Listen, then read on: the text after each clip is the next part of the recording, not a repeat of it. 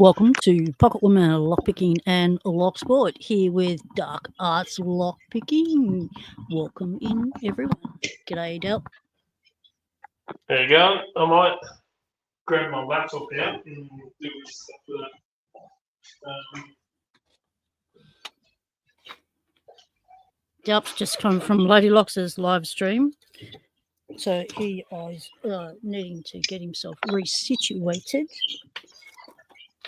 Yeah, I was out in the shop doing some picking and stuff, but I thought I'd come inside.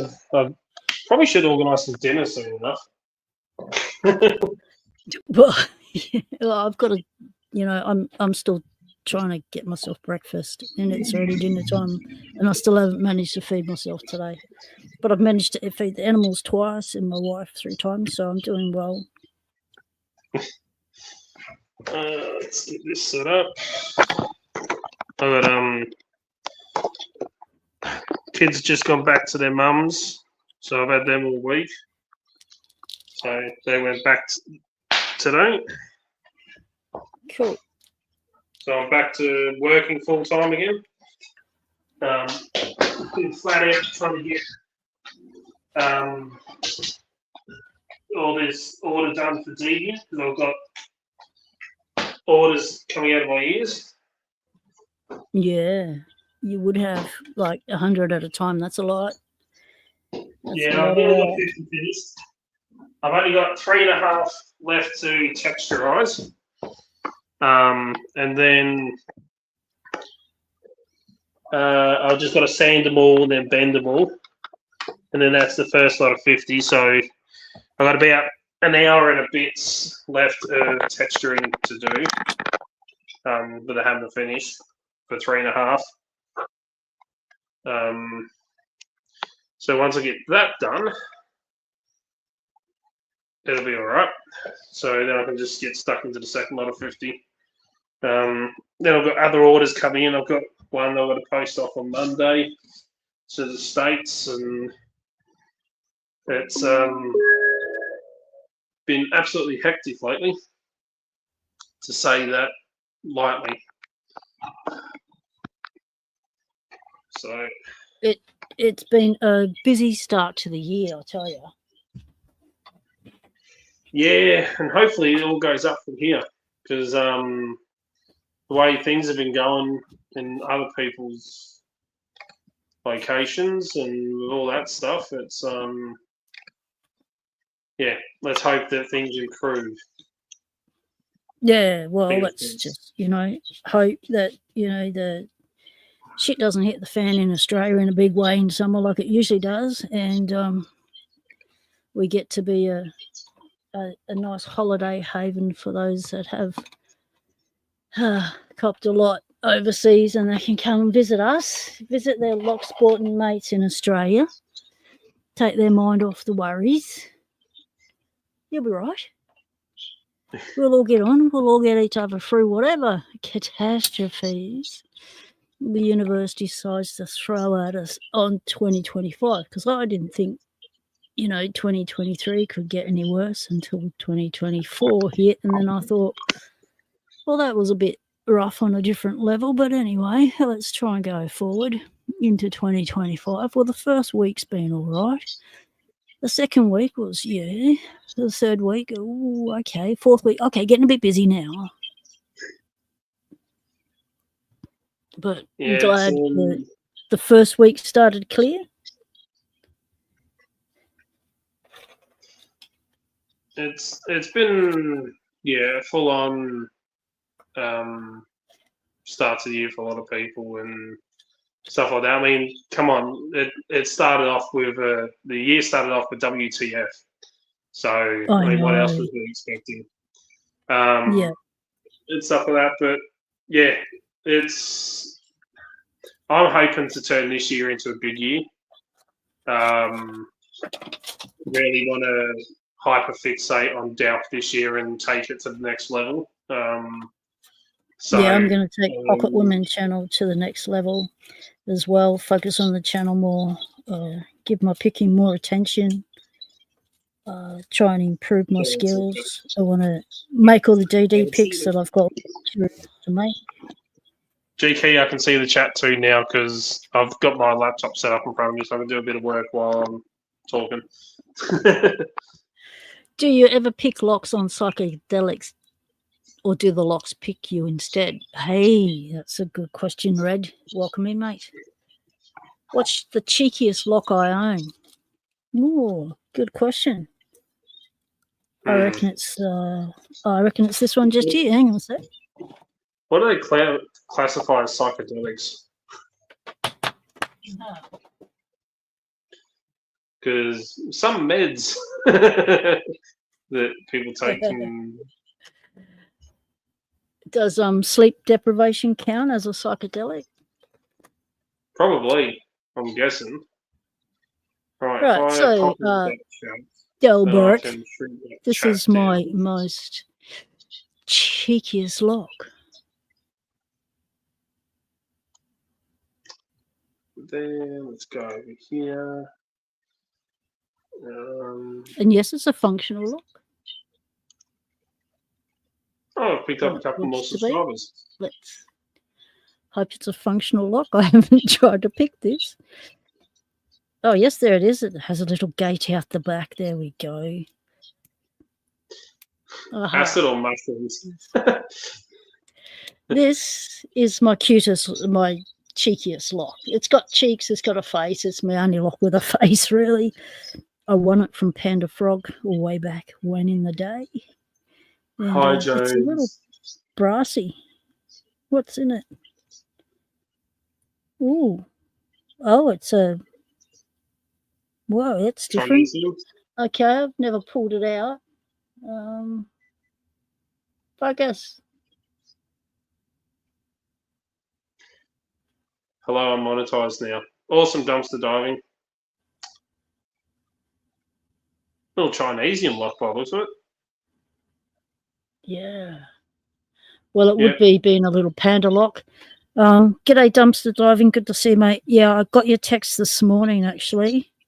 Just replace it with like a little local. I can give you a call tomorrow, dumpster diving, if that's okay. I'm not available to call you tonight, but I can ring you tomorrow. We're still on our way to 5K. Once we hit 5K, we'll be doing the giveaway. We're not far off of it on our end. Cool.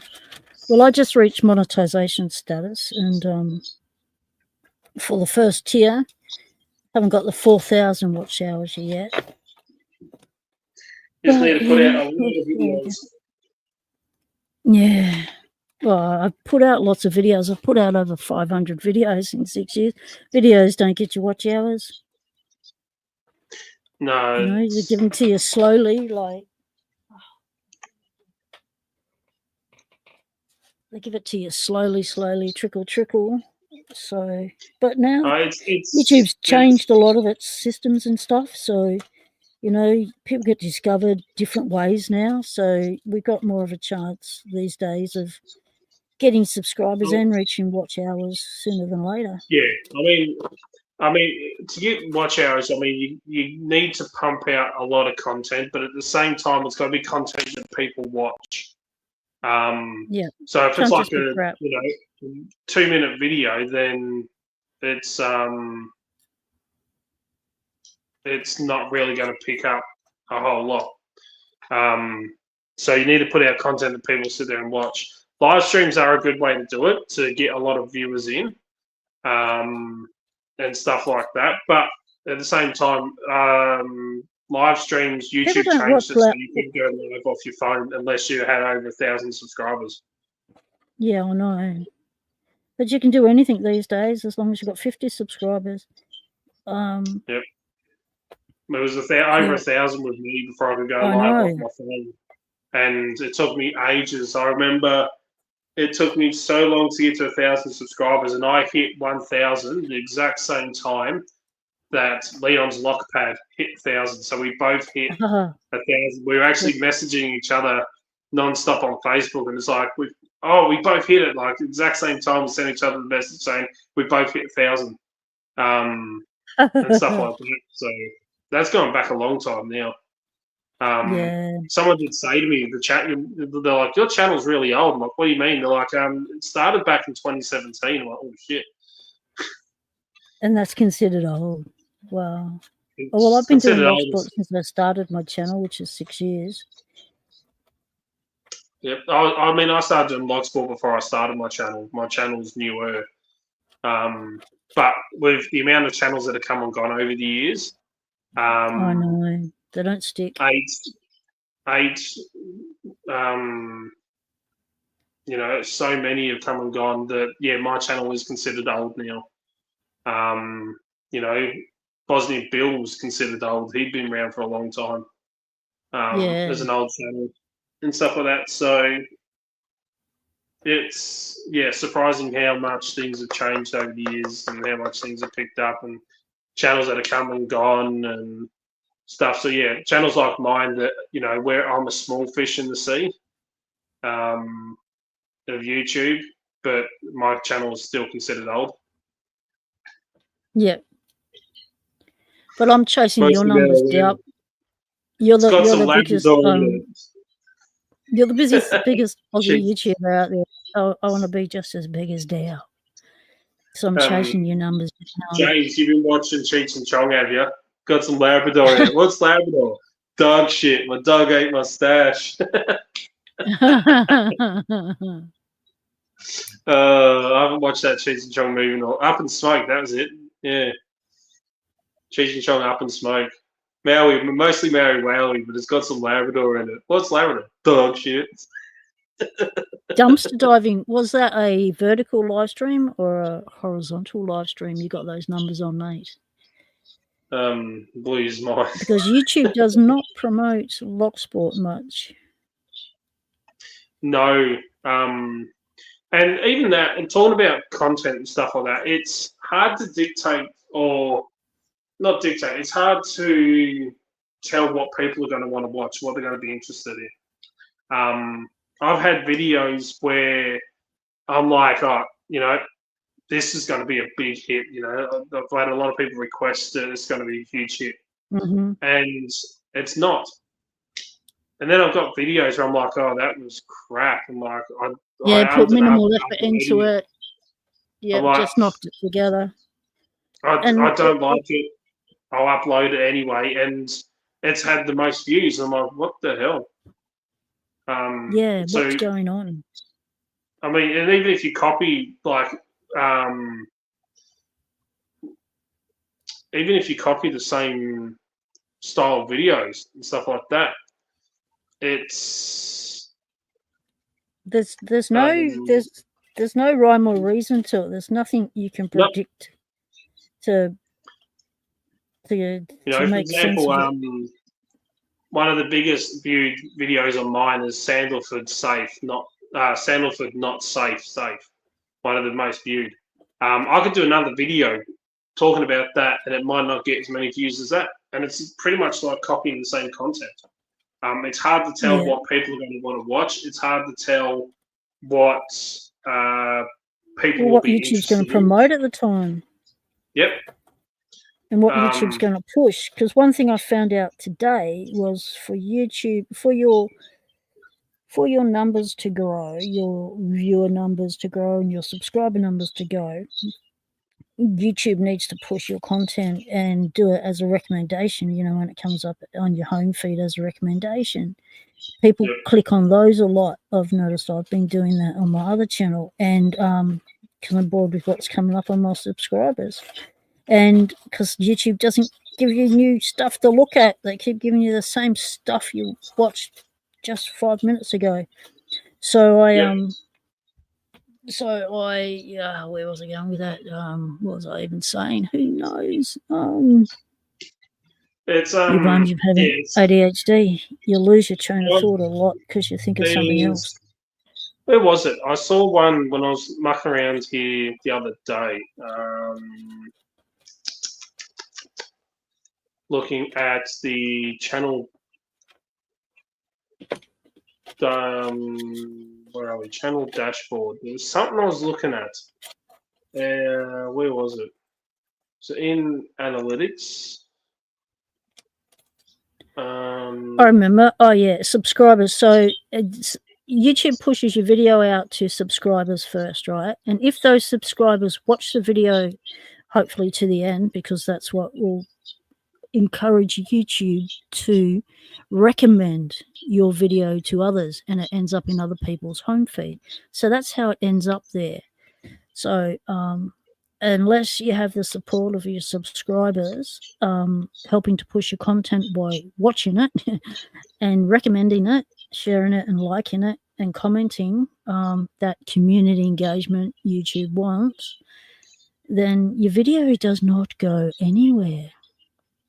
And you think you've been black banned, but you haven't. Shadow banned, you haven't. Your video's just not gone anywhere. And the other thing I found out recently is if you upload your videos in anticipation of, going to upload them later, like upload them first, and then, you're going to set them to publish later because you need to fix up the descriptions, make a thumbnail, do all that sort of stuff. So you just, get it off your phone, upload it, create the space on your phone. So if you upload it, instead of just having it as private, you upload it as unlisted, what happens then is YouTube's algorithm gets a hold of it and then starts to do its wheels. So instead of your video taking a week to gain traction, once you then publish that video, YouTube has already worked out where it's all going to go, who'd be interested in it. And as soon as you hit publish then, and then it knows where to send it out. So that was an interesting thing I found out. Is one, so a lot of people don't realize, if you go into your channel analytics through the channel dashboard, you can go down to analytics and go across the trends, and you can get ideas for your next video off there, and it shows you what people are looking for. I'll be back in a minute. Yep. So yeah, you can look up, it shows you what people are looking for. So how to pick a lock picking competition, ADC lock pick set. Then it shows you new videos to inspire you, which 2 of mine are from Lock Picking Lawyer. Someone I consider a mate, but yeah, you can go through and see what's trending, what's not, and give you ideas for coming up with videos. But again, you can't tell what people are going to be interested in and what they're not going to be interested in. It's hard to, see. As I was saying, some videos pick up more than others. So subscribing, commenting, and sharing. So that's why I always say in my videos, share them around.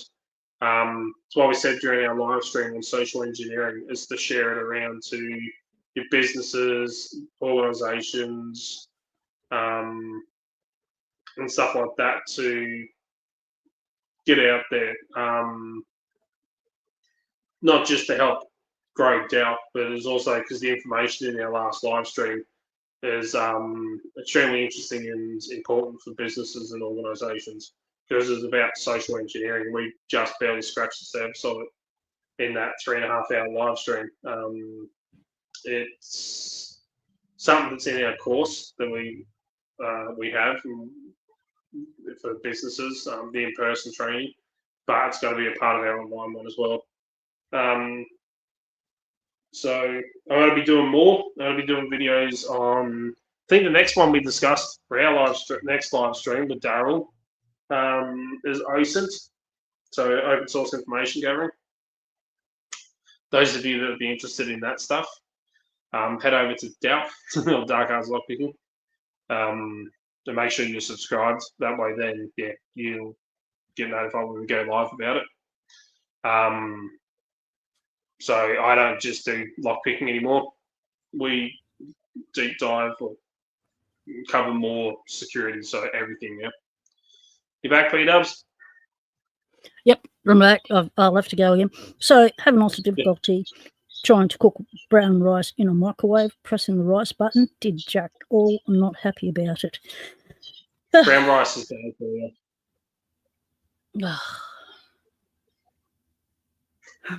Hey, sis, how's it going? Woke up to yourself. Good to see you, mate. Yeah, just got back from a late appointment. Doubt's helping me out with the stream while I multitask, do dinner at the same time as running a live stream. Yeah, I was thinking I should cook, but I can't order something in. I should cook. Says a chef. I mean, how can a chef even want to cook?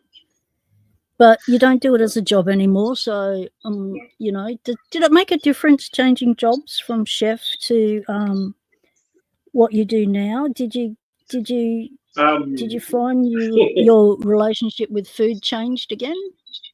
Because you were getting real jack of it, because you were coming home from work and you were like so over it. So when I worked as a chef, I did my apprenticeship. I used to work every night after school as a kitchen hand until I finished year 10. Then I dropped out. So for the second half of the year 10, I worked every night as kitchen hand. Dropped out at the end of year 10, the school, to start my apprenticeship. So then I went literally straight into working full time. So my apprenticeship, I was working 6 days a week, 5 to 6 days a week, depending, and was at school 2 days of that week as well. So I'd go to school for trade school, work in the morning at school, then finish there at about 3:30ish, and then walk down the road to the restaurant I was at, and would start working afternoon shift, and then finish at about 1 o'clock in the morning, and then go home and do it all over again. So yeah, then when I qualified, I went on to be the sous chef there and was running the restaurant and stuff like that. So, and I should state that the restaurant that I did my apprenticeship at and I went on to be sous chef at was a fine dining restaurant. So everything had to be absolutely picture perfect. It was really fancy food and stuff like that. No parmas, no chips and salad, and stuff. So it was full on. I absolutely loved it at the time. All I ever wanted to be was a chef when I was a kid, and stuff. But my nickname, to show you how bad I was, my nickname at trade school was Gordon Ramsay. I was actually probably worse than him. I had made people cry. I threw stuff at waitresses. I once told a customer that they could, when they asked me what I could do for them, I said, well, a glass of water and a piece of fucking lettuce. And even the boss wasn't happy with me about saying that. I said, well, it's their fucking fault. Yeah, I was really bad, like, as a chef. My ex-wife, I'm surprised you got a job in fine dining. The restaurant took you on as their sous chef in fine dining when you were a mini Gordon Ramsay. Well, my ex-wife, she come in to work as a kitchen hand, which is my girlfriend at the time. And I'm like, the first night she ever come in, we were short the staff room. I said, look, I can get someone in. I said, to do some dishes. I said, I'm sure they'd be happy to come in and do some dishes, stuff like that. And the boss said, who? And I said, my girlfriend at the time. And he's like, oh, I don't like, people, partners working together. I said, I understand that, but look, we'll be professional. It's fine. So she come in that night, and I turned around when she come in. I said, whatever happens in the kitchen stays in the kitchen. And she's like, what? And I said, whatever happens in the kitchen stays in the kitchen. I said, whatever I say, whatever I yell, I want it done straight away. No back chatting, no answering back or anything. I'm like, whatever I say is law. You do it. And she's like, okay. She had never worked in a kitchen before? No. So that night when we finished, the boss turned around and said to her, "How would you like a part-time job?" And she goes, "Yeah, no problems, okay." So she got a job with it. And when we finished that night, we went and hopped out in the car. I had to duck the punches. Yeah. Because she's like, "How fucking dare you talk to me like that?" And I'm like, "I told you, what happens in the kitchen stays in the kitchen." She goes, "I never realised how bad you were." And I'm like, "Told you." She goes, "I never believed it." Until she actually started working with me. So, yeah, I mean, it's full on, it's stressful. When everything has to be picture perfect, and I used to do a lot of food science stuff that you see Heston Blumenthal do. Yep. And yeah, when you like whites, tablecloths, and silver service and stuff like that, it was full on, and I loved it. But I was one of the most angriest people around, and I would literally start drinking as we would close down the kitchen, and then keep drinking until early hours in the morning. Get pissed as a fart, go home, pass out, wake up, try and drink a coffee, bring it back up, go into work and do it all over again. So I was literally drinking pretty much nearly every night after work with other chefs because it's part of that culture. Culture, yeah. They're trying to break that culture, but, living in Australia is a bit hard. Yep. So, I turned into a bit of an alcoholic. I was literally drinking all the time. Days off, I was drinking. After work, I was drinking. Even when I got my license and I couldn't drink and ride the motorbike on my license, I would literally get one of the other guys to give me a lift home instead. And then I would literally just like drive home and then start drinking at home and stuff like that. So any chance I could get, I was drinking, which I'm glad I don't do anymore. I cut that out. So yeah, then I retired. I went to another restaurant. I was the sous chef there. I got that up and running, and then I brought a heap of staff with me from the old restaurant because when I left the old restaurant, they turned around and said, "We're not staying here if you're not here." And I said, "Why?" And they said, "We're not staying here. If you're not here, we're coming with you." So I said, "All right, that's fine. Okay, come with me." So I brought some staff over to the new restaurant I was at and got up and running. Then after a couple of months, they couldn't afford to keep paying me as much as they were paying me and stuff like that. So an alcoholic chef, aka chef, yeah, exactly. So then I left there and I turned to the staff. I'm like, "Look, stay, don't follow me. I'm going to take a bit of time off. Don't follow me to anywhere else." So they stayed on. Then I found out a couple of months later after I left that they had to get rid of 3/4 of the menu because they didn't know how to do it and they couldn't keep up with it. And then they had to hire in 6 kitchen hands to do my job. It only lasted for another 6 months, and then the place went down the drain, and they ended up having to shut the doors after I left. Because people stopped going in there because no one could keep up. What happens when you get rid of your good staff? Yep. So my wake up to yourself makes a good point. That the drinking culture with chefs, it does kill, and we experience that in our own family. Losing a family member to a chef, family member to alcoholism and death due to it. So it's a really detrimental thing in the workplace. The environment and the culture. It is a toxic part of it, and I fell victim to it. I was drinking all the time. Then I quit drinking. Yeah, but of course you were going to fall victim to it, Dal. You started in it as it's your first job. You were brought up in that culture as a workplace. So all you saw around you was the normal stuff. And then when you got qualified to be the head of it, it increased the pressure. my head chef was always drinking. He'd always had a bottle of wine in the fridge and a normal tumbler glass. I said, "Why are you drinking the wine out of a normal water glass?" He goes, "Because then no one can tell it's not water." And I mean, I was smoking. I was a smoker, and I was drinking.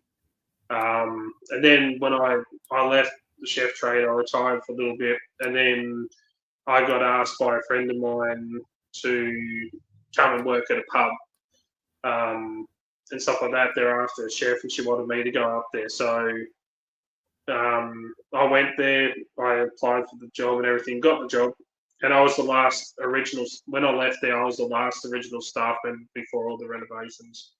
When I put in I went in and handed in my resignation. But it was okay working at a pub, but it also killed it for me because everything was chips and salad or chips and veggies. Steaks were well done. I couldn't stand cooking parmas and stuff like that. There was nothing that required skill. No. I mean, I dropped down to a casual chef, so I went from being a full-time chef to a casual, and I was still doing full-time hours. And when the executive chef wasn't there, I was left to run the kitchen because I was the only qualified, and stuff like that. And just the way I got treated, like I had one night where I had like 15 people booked in for this pub. And I only had myself, the apprentice, and a kitchen hand. And we ended up having over 300 people walk in for meals. Whoa. So I had to call the executive chef and I'm like, "Look," I said, "I need you to come in." I said, "This is what's happened." I said, "The apprentice can't keep up on the grills and stuff." I said, "I'm fine on the pasta." I said, "But, we need you to come in." So he come in and we smashed out, I think it was about 500 meals that night. On the pass, the pass was running smooth, people getting orders done. I was testing everything, make sure everything was seasoned perfectly, double checking all the steaks and everything. Got nothing but compliments coming back into the kitchen. The next night, the executive chef was running the pass, and I was on pans and grills and stuff like that. And we had another busy night. It's about 400 people in that night. And I had steaks backing up, and I had pans backing up because he couldn't get orders out quick enough, and he was struggling and stuff like that. And because the night before, where I got nothing but compliments, and the waitresses were all, saying how much of a great job it was and stuff like that. That night when he was on the pass, they're coming in, they're like, "What's going on? Last night ran great. Why? What's going on here now?" He put me under the apprentice. So I got put to under an apprentice. I got told the night after that to hand the apprentice stuff. And I turned around and said, "I'm a fucking qualified chef. He's an apprentice." I'm like, "He's a second year." I'm like, "And I've got more experience." I'm like, "Why the hell, are you treating me like shit for this?" I also made the executive chef cry. I ripped shreds through him one night because of a stupid move that he did, and I abused the hell out of him. Gordon Ramsay'd him. You Ramsay'd him. I thought I was going to beat the living crap out of him. We had creme brulees on the menu, and the gas flame torch, the gas had run out to burn the sugar on the top. So he did the old school method of heating up a metal spoon on the gas stove till it's red, bright red, glowing hot. Then you use that to caramelize the sugar on the top. So I'm running pans and grill, and I've got all that going and stuff like that. So I've got pans, I've got 6 pans going at once, and I've got the grill full of steaks and everything else. So I'm trying to multitask and make sure I'm tracking everything. And he sticks the spoon on one of the gas stoves, and I'm working away. And he finished doing the creme brulee, and he chucked the spoon back on the side with the rest of them that I had. So I'm going along, and I'm like, I need a spoon to do the risotto. So I turn around, grab the metal spoon, and my hand stuck to it. Oh, no. He had to peel my fingers off of the spoon. I literally burnt every single fingertip. There was green. There was actually an imprint, so there's like a square or a rectangle imprint in each one of my fingertips that burnt through. So I abused the hell out of him for that. I had to work the rest of the service with my hands in a bucket of ice water. Still running pans and grill with one arm. And I ripped shreds to him. I said I was going to punch the living daylights out of him. I turned around and said to him, like, how fucking stupid do you have to be to do something like that? I'm like, you should, you know, I don't He's give an a executive shit. chef. He Yeah, should know way better. You should have that in a bucket of ice, or put that straight into cold water and put it under the sink. I'm like, not he put did it back deliberately. Sounds like a deliberate act because it was part of it happened after that other incident, you know, after you ran the pass really well. I ripped shreds to him, like, and he was literally crying from it. So yeah, it's not the first time I actually burnt myself in the kitchen. And had to work one-handed, but yeah, he wasn't happy about that. So I had enough. I also put in for some time off. I said I'm going to Adelaide for 2 weeks. I said I'm taking 2 weeks off. Adelaide isn't just a place that you come and do work at. Adelaide's a place where you have family. So it's not as though you're asking to come over here to do work. No.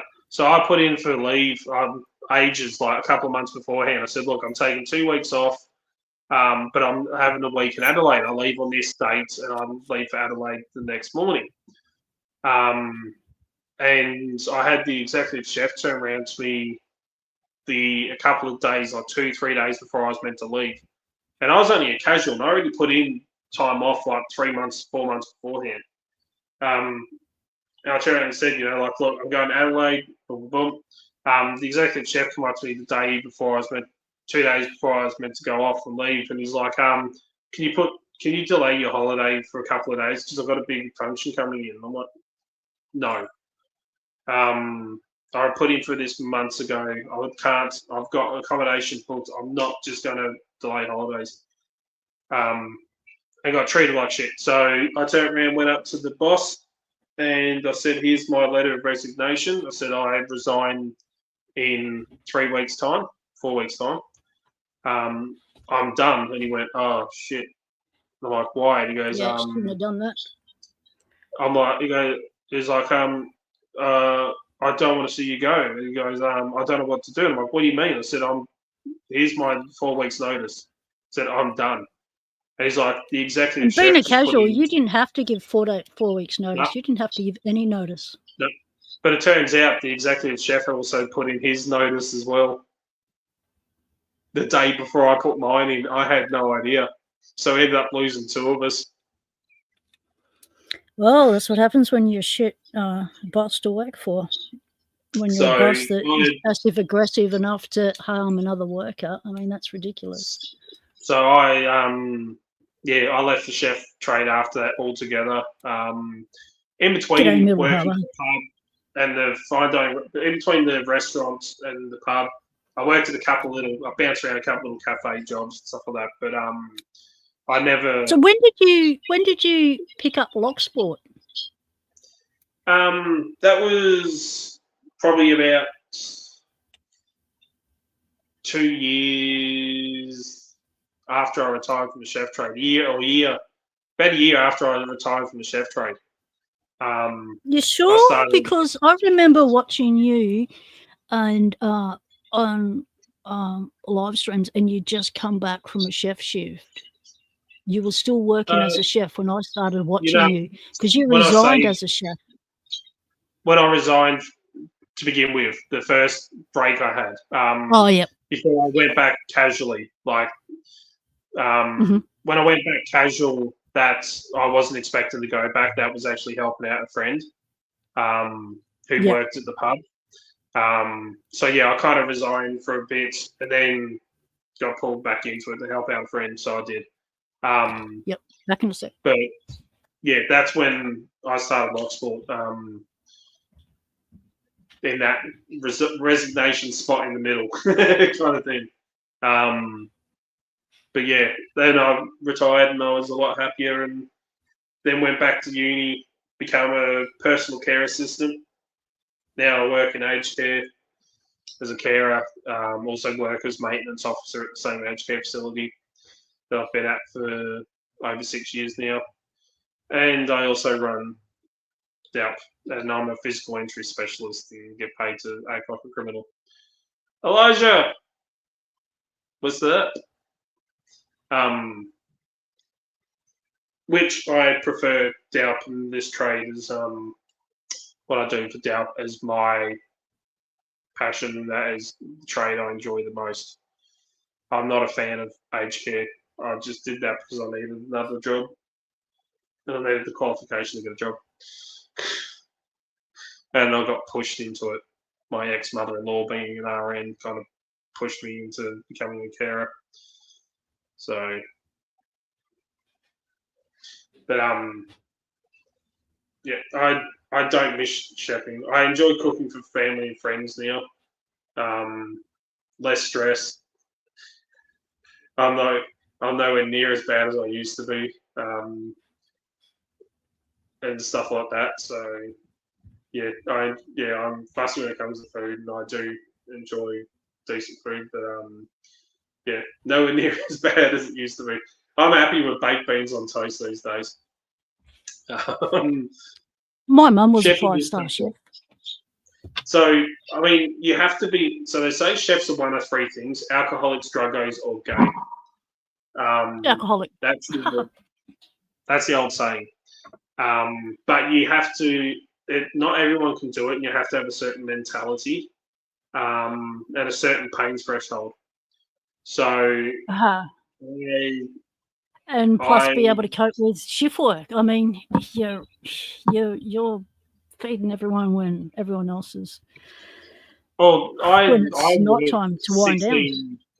I used to work 15, 16 hours a day, 6 days a week. I'd have one day off a week, and stuff like that. So, I mean, yeah, it was a lot of hours. Shit pay as well. Yeah, that's just it. The wage is ridiculously low. Yeah. And I mean, like the stress you get put under and stuff like that. I used to only have 2 weeks off a year, and it wasn't even 2 full weeks. It'd be a couple of days off, go back and work a couple of days, have another couple of days off, go back and work another couple of days off, and then back to work full time. You know, I missed out on seeing when my son was born. I missed out on seeing all the stuff with him. It was literally videos when I got home of the night, all that was sent to me on my phone of his first steps, first words, everything. The same with my middle daughter when she was born. Same thing was I never saw anything, was never around. So when my youngest was born, that's when I took some time off, and I'm like saying to my ex-wife, I'm like, oh, look at this. And she's like, yeah, I've seen it with the other two. I'm like, I haven't. It's like, yeah. So you miss out on all that. And like mates of mine would send me messages like, oh, come out drinking with us. And it's like, by the time I finish work, they're blind drunk. I'm like, yeah, actually, I'm not interested in this. I've got to be up early again tomorrow morning, come back to work. So bugger it. I'm going to go home and pass out and do it again. But you got to have a certain pain threshold as well. You need to be able to work through pain, like burns. I grabbed a 160, 180 degree metal handled frying pan that come out of an oven one night. Had to get my hand peeled off of it. Had a burn mark right across my palm. What they don't tell you is when the skin on your hands get burnt, they get tight. So my hand closed up. I couldn't open my hand up fully. So I literally had my hand in a bucket of ice water. I was only working as a kitchen hand at the time, and I was doing everything one-handed. Still finished the rest of the dinner service with one hand. I'd deep fried my fingers a few times. Splashed burning hot oil up my arm. I was only worried that I was going to blister my tattoos. And it turns out that one of the burn marks was in the perfect shape of a kangaroo on my wrist. Good on you, Aussie. I took a photo of it. And I'm like, dude, this is awesome. Look at this. And I'll send it to a friend of mine. I'm like, look. I'm like, kangaroo. Kangaroo.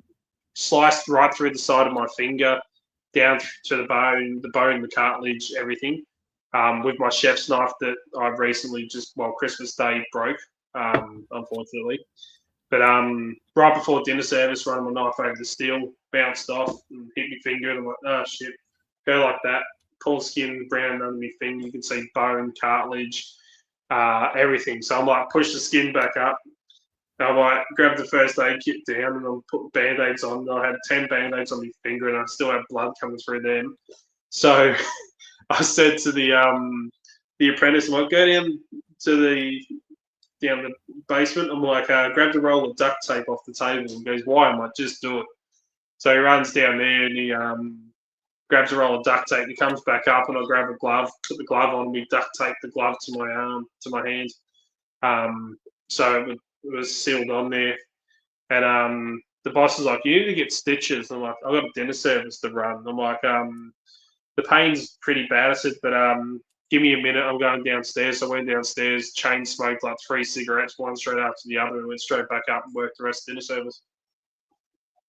With a glove. Mate, the most I've ever put up with was, as a carpenter, you learn very early on, back in trade school, to stay away from the pointy end, stay away from the bitey end, stay away from the rotating fast end, stay away from the sharp end, the hot end, the bitey end. Just stay away from that end. And so otherwise you will lose digits and other bits. And kickback kickback can do more than just kick you. And that femoral artery can get you only need to nick that thing once and you're gone. And so you learn very quick, okay, you're working in a very dangerous environment, especially with those static machines. And stay away from the ends that hurt. The most I ever did was on my own. I was building a guinea pig enclosure, and had my angle grinder out, and I was grinding off the bolts, and my arms were getting really tired and stuff. I didn't have much control over the tool anymore, but I was pushing through it, and I should have stopped at that point. Once you get fatigued, you got to stop with power tools because you still need to be able to grip them and control them, especially if you get kickback. Well, this was the first time I ever had kickback on this machine, and it dug in and kicked back and took out the top of my finger, across there, still got the scar across there somewhere. Or was it this one? Yeah, I think it was that one. Yeah, it's always this finger cops everything. So yeah, cut it right across there or across there. And I went, oh no. And then I went, oh, it's okay, it's all right, it's not bleeding, we're good, keep going. So I finished with it, but didn't realise that it wasn't bleeding because it was down to the bone, and we don't bleed once we go down that far. So I just cleaned it out and put the skin back on top and went, you'll be right, and left it. It was all right. Just put it back on. Because we grew up in an era where your father would just pour beer on an injury and you'll be right and send you back out to play, you know. I got to the stage in the kitchen with the amount of burns. Like Marco Pierre White has a great saying, and it's one that I do believe in. He actually has 2, and I still use one of them to this day, which a lot of people don't like. The first one is fingers are for burning and for cutting, which is true. Every cut and every burn is a reminder of that shift, and I've got plenty of bloody reminders. And the other one is if you've got time to lean, you've got time to clean. And I've used that quite a few times. I still use that in my other job, and people don't like it. And stuff like that. Because even myself, I'm always on the go. I don't stop. This is the longest I haven't stopped for chatting on here and with Blade Blocks live stream. But yeah, I got to the stage in the kitchen with the amount of injuries that as soon as I hop in the car at the end of the night, the ex-wife picked me up. She'd be like, right, do we need to go to hospital? I'm like, so I was slicing my finger. The night I sliced right through my finger, and I'm like, I hop in the car in the night like that, and I've got it under my arm. and still got the glove on and stuff. And she's like, do we need, I've actually replaced the glove. And she's like, do we need to go to hospital? I'm like, no, your mum's a nurse. She can look at it. Get back. Her mum takes a look at it. She goes, yeah, no, you need to get to the hospital now. You need a lot of stitches. And I'm like, nah, it's fine. I'm like, you got some of those steri-strips? I'll just put that on it. So I'm not getting needles. And yeah, my finger still clicks to this day from that. From not yeah, paying attention to the mother-in-law. Always pay attention to the mother-in-law. Didn't they teach you that at marriage school? No, that's why I got divorced. Very happily divorced, mind you. So yeah, that's what I mean. You got to have a certain mentality in the kitchen, and it also probably helps that I have as most of you know by now, I have an extremely high pain threshold. Hence why I can shatter my ankle into little pieces and still walk half a K on it, laughing, and then drive myself up the hospital. So yeah, it's not everyone can work in the kitchen, and it's not something that I would recommend somebody do just on a whim or take lightly. Trust me, it's all right, but it's you got to be insane to do that. Oh geez, I just popped up a few more on comments. New subscriber here from Adelaide. Thanks for subscribing, Dumpster Diving. Yes, I do only have a little channel still.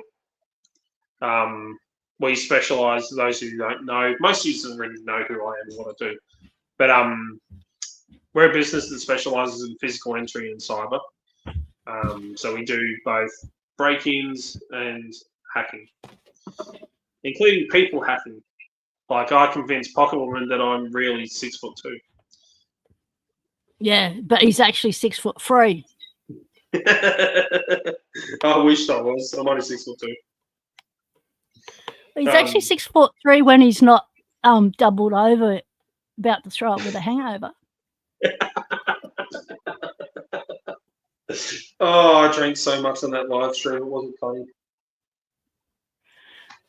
I think that must have been one of the last big drinking things you ever did, wasn't it? Yep. And you realised that you should never do that again. Pints of Guinness at the pub with dinner. Then we left the pub, come straight back. We stopped off at the bottle shop, literally down the road from me. I can walk there and back in next to no time. It was very funny though. It wasn't for me. You guys were so wasted on that live. Oh, I drank. I'm surprised YouTube hasn't asked you to take it down. I was still sober enough to load up the dishwasher correctly and hang my washing out as well. And then go to bed and set my alarm for the next morning. But I drank, pints of Guinness at the pub. Then we come back here and I drank 6 Jameson and Dries. And then I had a barrel with 4 litres of bourbon in it and drank the lot. See, it doesn't matter how much people drink. They always know how many drinks they've had. So, yeah, that was a lot of alcohol. But, I mean, being an ex-alcoholic, I can actually consume quite a bit. Like your New Year's live stream when I drank half a bottle of gin and was still sober as all hell, didn't even give me the slightest bit tipsy. I know. It was like, are you faking it? Are you just drinking water? What's going on? I'm still like sober as all hell and still making everyone laugh. That was gin straight. I've been known to sit there and I can drink like 2 bottles of scotch and still be lucid and sober. Then I have other times where I'll drink like half a bottle of scotch and be gone. It depends on what mood I'm in and how much food I've eaten and how hydrated I am and all that stuff. But I can't drink like that anymore because of my stomach. It really doesn't do me well. But yeah, the last live stream that Jarrell and I did, we were like, let's be professional and not drink on this. I noticed. I'm partway through watching that live stream. And I blame Pat for paying us because he paid us all up. It was $179 he paid us during that live stream to drink, and then he called us while we were fucking drunk. I know. I actually had to hide that one off of YouTube, that live stream, because it was kind of bad. And I really don't want it to. I don't want it to affect my channel. I mean, we had everyone who fits, and we did put out a lot of information, but I was great at the time, but anyone who wasn't there and who doesn't know you two would have gone, "What? They're promoting alcohol?" And then driving to Adelaide the next morning, leaving at 6 o'clock in the morning to drive 8 hours, hungover, possibly still pissed. It was not good. Not recommended in Australia. It is illegal. All the way to Adelaide just to train some military contractors the next day. It was hungover. Do you think? No, I saved it up by then. Do you think they noticed if you were hungover? They probably would have, but by the time I had the coffee with you, and then we ran to our families, we had dinner and everything, and then I went to bed at about 1 o'clock in the morning, and then was up, didn't sleep, and then was up at 7 to head round to train the contractors, the military people, and everything. So did you get any feedback? Did you get any feedback from that lot to say if they found the skills and stuff, the information you taught them was one, an eye opener, and two, useful and something they use in their work? Yep. So every time we do a course, an in-person course, about a week later, a couple of days later, we send them an email of a questionnaire for them to send around to their staff, to ask the staff to do it questions and then give us a rating back on the feedback they got. The ones in Adelaide, the ones in Melbourne and stuff like that, so far our feedback's always been 10 out of 10. 9s and 10s, I should say. Not 10 out of 10, but 9s and 10s out of 10. A lot of them, they're like, oh, some of this stuff we knew, but there is a lot of stuff we had no idea about. There's stuff, we've had feedback such as, it was, I've seen it and I've heard about it, but I never realised how fucking easy it is until I actually had a go at it myself, which really shocks them and stuff like that. So, and we incorporate a lot of stuff into our classes, the in-person ones. So, do you do a section on like myth busting, like the common stereotypical beliefs, like lockpicking works in the movies, the way they do it and stuff? Do you bust myths for people? Yep. So as we say to people, when we do the presentation at the start, we always do a presentation before the course, before the hands-on practical section.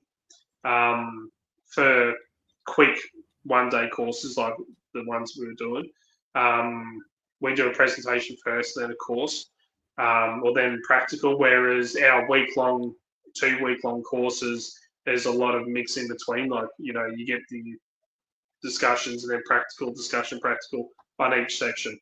And we always say to them in our presentations at the start is, what you see and what we talk about and stuff like that, a lot of what you see in movies is not true. Some of it is, but some of it isn't. And it's not, as you say to people, when it comes to hacking and stuff like that, hacking is a big one that you see in movies and stuff that is not like it in real life. It doesn't take 5 minutes to access someone's system. A lot of the times it takes months and months and months of work, or even years of work. It's not like a quick 5-minute, see him get on the computer and it's like hacked, oh, we're in. It's not like that. So yeah, we do a bit of myth busting and stuff like that. My favourite one is right at the start, before we do the presentation. We discuss about lock picking and the sections and all that stuff. I always say to people, I'm going to ask you a question now, but I don't want you to answer. I'm going to wait until the end of this presentation, before I get you to answer the question for me. I'm like, so we're going to discuss a few things. We're going to tell you, about lock picking, how to hold lock picks and stuff like that, and tensioning. Mr. Robot, most of it is right. Yeah, I do like Mr. Robot. That's pretty legit. Time frames, they've got to make it better for TV shows. But anyway, James, you distracted me. So I was saying, like, the stuff I'm going to explain, blah, blah, blah. But what is the best way for us to gain access into a facility? Then we do a presentation and we cover lock picking, and then we talk about bypassing and social engineering and stealing credentials and all the fun stuff that we do. And then right at the end, I say to them, okay, so the question I asked you at the start was, what is the easiest way for us to gain access into your facility? What are your answers? And a lot of people go, oh, bypassing, an under door tool, picking. And I'm like, no, walking in the front fucking door. Yeah. I'm like, you just overcomplicated. They didn't listen to the bit on social engineering, did they? Yep. And it's like, we walk in the front door. That's the easiest way for us to go, because, it's always funny to see them go, oh, because all of a sudden, they're thinking about all these high-skilled attacks, and it's like, sometimes you've got to drop it back to the basics. But just getting people's feedback on that kind of thing is really fun, and it never gets old, and even Daryl agrees. When they have a go at bypassing locks and stuff like that, or picking locks, bumping them, using electric pick guns and all that stuff, I absolutely love it when you see them, they go, oh, I've got that lock on my shed, or I've got that lock on my front door, or I've got that lock on this. I'm like, oh, really? And a lot of them, most common lock you see on garden sheds and gates and stuff here is the 140, 150 master locks. Because, you can buy them at Woolworths. They're cheap. You can get them. And they're like, oh, I've got that one that locks up my shed. I'm like, oh, what do you got in your shed? They're like, oh, my lawnmowers and stuff like that. I'm like, oh, bypass with the comb and open. They're like, wait, can you do that again? But can you slow it down? So I do it slow for them, explain what I'm doing. They're like, right, I used to have that lock on my shed. That's going when I get home. And it's still, I still love it. They go, oh, I've got that lock. I'm like, boom. They go, I used to have that lock. It's hilarious. It really come is. off and become a practice tool. Yep. It's hilarious to do stuff like that. But again, we also cop that whole when we're in the middle of a class. They're like, oh yeah, if we're at a facility, we're teaching their staff at the facility. It's like the Melbourne ones we had. The guys are like, yeah, what about this door here? It's like, because listening to what you're talking about and these different things, is like, but we've got a BioLock, and we've got the RFID swipe system, which your cloners can't clone and read because they're this and they have this encryption and stuff like that. And you've got all this in place. How are you going to get through it? Because as you were saying, BioLocks are extremely hard to pick, and you can't steal the RFID. I'm like, yes. It's like, and you have to swipe either side of the door, so the under door tool won't work on it. I'm like, great pickup. I like that. You were spot on. I'm like, that is true. The under door tool won't work on both sides, on either side. I said, because it has to engage. It's electronic. It has to engage. I'm like, but you're still forgetting one thing. And I said, what's that? And I'm like, this. And I open the door, and they're like, wait, what? And I'm like, yeah, your latch is exposed. I'm like, you're using an electronic strike. I said, and the latch is exposed. And spring loaded, I just push it in and open the door. I said, it don't matter about pulling down on the handle or using the RFID or using the BioLock. I'm like, because your latch is exposed. They're like, oh, shoot. I'm like, yeah. Yeah, and would have been a poor installation of that door? No, well, it's electronic strike, and the way that they're built, sometimes electronic strikes are quite easy to access and manipulate. Sort of defeats the purpose of them being electronic strike and being a security feature. Yes and no. Slip the latch. Yes and no. Some of them aren't installed, as you're saying, aren't installed correctly. That is true. actually quite a few that aren't installed correctly. Trying to get my phone to actually charge properly, so this is about to die. But the correct strike plates, yeah. So sometimes, as I was saying in the end of our live stream, a lot of places when they get built, big facilities and stuff like that, because they've got so many doors, and the people that are installing, the electronic latches, electronic strike plates,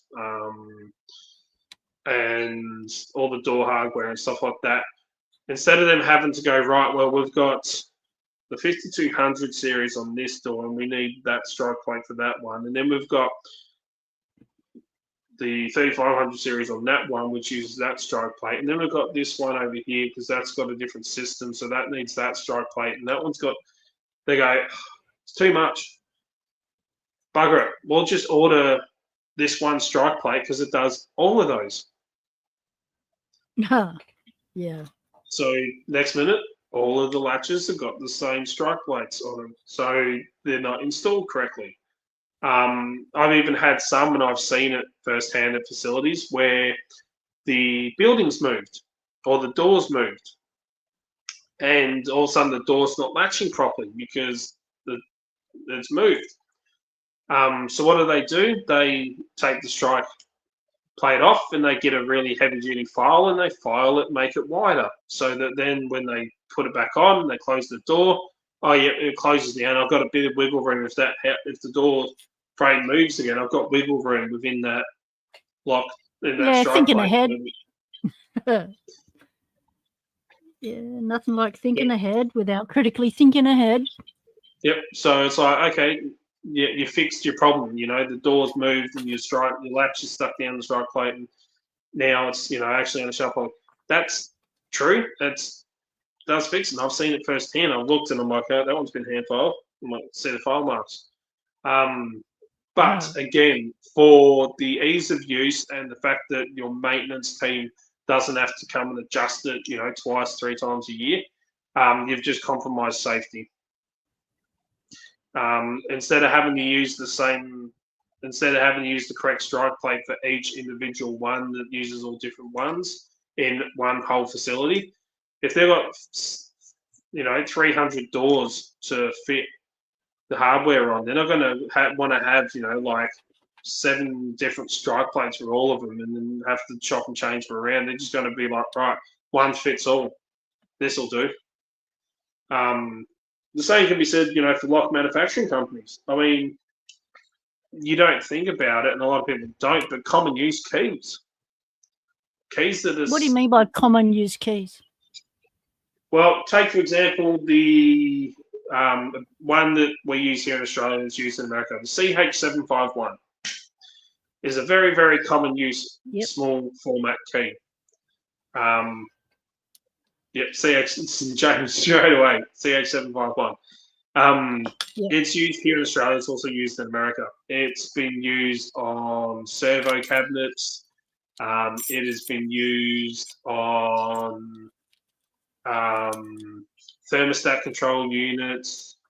It's known as an RV key at one stage. It's even been used in airplanes. I think Deviant put a video out of showing the CH751. Yep, truck toolbox. CH701, too. One of the airplanes, Deviant's like, oh, look, in the cockpit area. He's like, oh, what's that? It's CH751 key.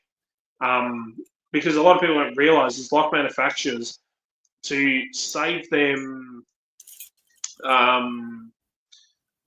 gas pump key, So to save them money and time, that's CH751. Looks like it, I can usually tell by the bidding and the key. So what they do is if you are a lock manufacturer, and this is what we explain in our classes as well.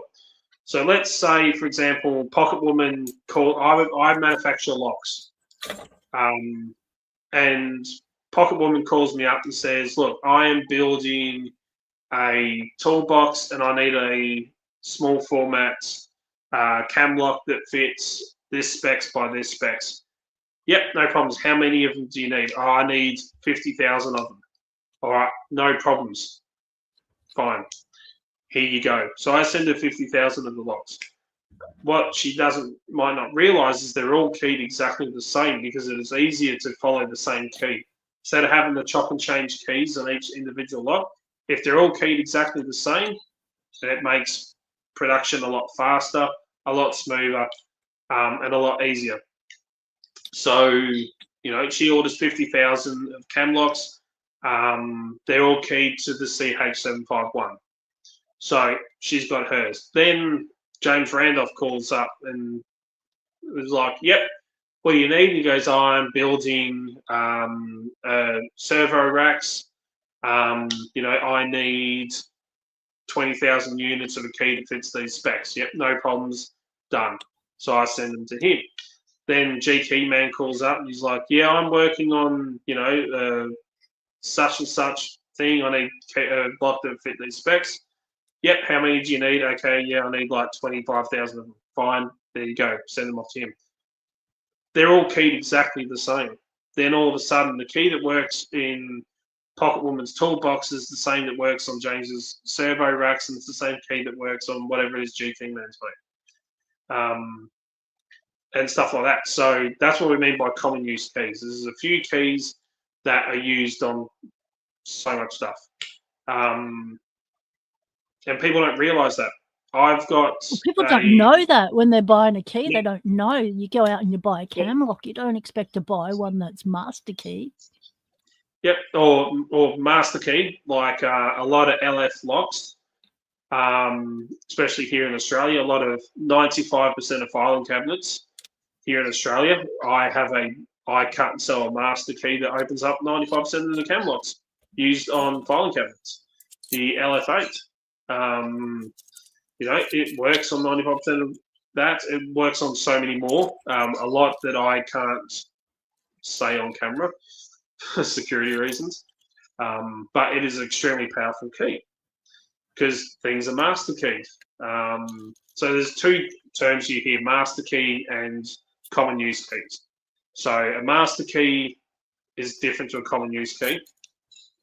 A master key is like the LF8, like that one there, which is the locks use different keys, but there is one key that opens all of them because it is mastered to that one key. But that LF8, look at that bitting. Like, it doesn't look like it's even there, like just a little bit of a bump and a wibble. So that key, if that is even the slightest bit off, it doesn't work. Oh. So A216, yep. I think I've got an A216 that we sell on our dark access set.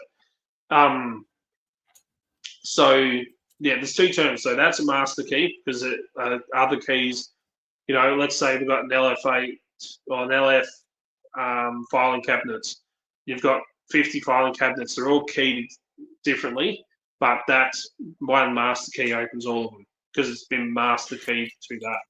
And then you have. I remember I made one before I brought one from UDOW, and as you can see, my bitting is slightly different. Well, quite considerably deeper. Yep. But it opens the same lock. It still works on my filing cabinet, but yeah. Yep. But I mean, that's a master key. And then, common use is something that is very common, like the same CH751 or the CL001. CL00 is a very, very common use key. I've used it to open up toolboxes. I've used it on server racks. I've used it on a hand sanitizer dispenser in the middle of nowhere. CL001. And stuff like that, very common use key. But so much stuff is key to it. All the cat locks, cat locks will use the same key. A lot of heavy machinery. So you can literally go and purchase a set of heavy machinery keys off of eBay. because, again, a lot of places that have machinery, such as mines and everything, they're all keyed exactly the same. So that way, then, if somebody loses a key, if they accidentally lock a key in a digger, if they lose a key, whatever it might be, if you're working The in a worker mine, goes home with the keys. yep, if you're working in a mine and it's 24-hour business, and all of a sudden, like one of your keys goes missing to one of your vehicles, you're going to start losing money because that vehicle can't be moving. So the easiest way, in order for you not to, is to have the same key that runs all those vehicles. So then any key can be substituted for it. So then if you lose a key, it's not like a car key where, it has to be programmed to that one. Any key that's for that, like a John Deere key, will run that thing. So that way then they can save money. And again, a lot of people that use this equipment doesn't realize this stuff. Lawnmowers have keys, James? Since when did lawnmowers have keys? Oh, the ride-on ones. I'm thinking, there's not even a spot for a key thing to lock up anything on my lawnmower. I'd need a bike lock. I've got a set of heavy machinery keys out in my vehicle.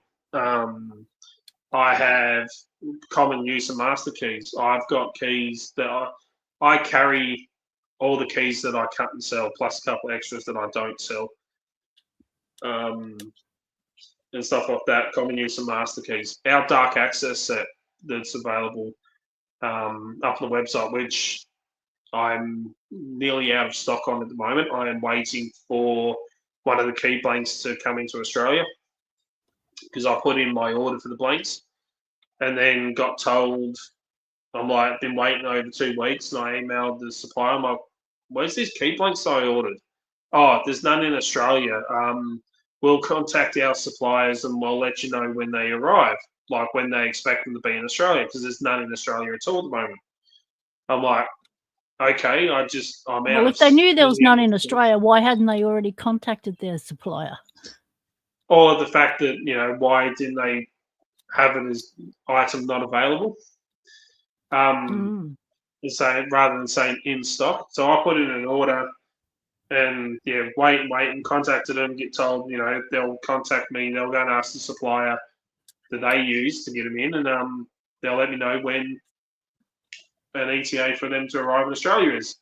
I'm like, well, I need it because I'm out of stock nearly, and this is my most common use key set, and I use this key on it. I said, and there's no other suppliers that have them that I can use. So they're like, no problems. We'll contact them now, and then as soon as we get a response, we'll let you know. A couple of hours later, I get a email saying that the ETA for the key blanks to arrive into Australia is March. Oh, what? I'm like, my most popular sold key set is going to take a bit of a hit because till March I've got no more keys. I think I've got like 3 left, something like that. Is that Silka keys you're trying to get? Sorry? What brand of key blank is it? Is it Silka? No, Key line? It might be done by Silica. I'm not sure. I think it is done by Silka. Yeah. I use Keyline as well. But there's no suppliers. Because what Paul was saying about the difference between Silka and Keyline, he's finding that the Keyline one is a lot better. It's a better key. It's a better made key. It has less, does less harm to your cutters and stuff.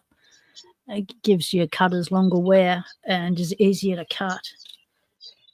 Yeah, I've got Silka and I've got, because some of them, but I do use Keyline as well. The only downside to Keyline is they don't have all keys. So there's some key blanks profiles that you can't get in Keyline. So do they have the blank that you're after?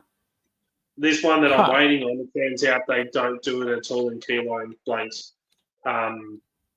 It's only done in silica. So yeah, that's the annoying part. But I do use keyline.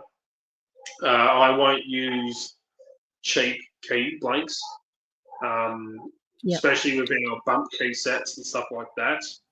I've used really cheap keys for our classes because they get broken so quickly. But cheap keys don't last; they snap very easily.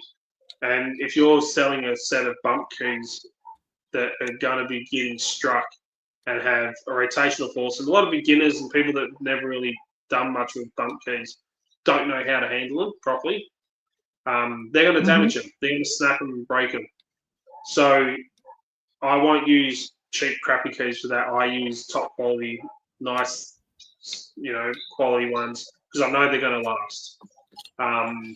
I've tried using the steel keys, and steel keys, I've snapped them just as easily as the brass keys, if not easier on some, and they just destroy the.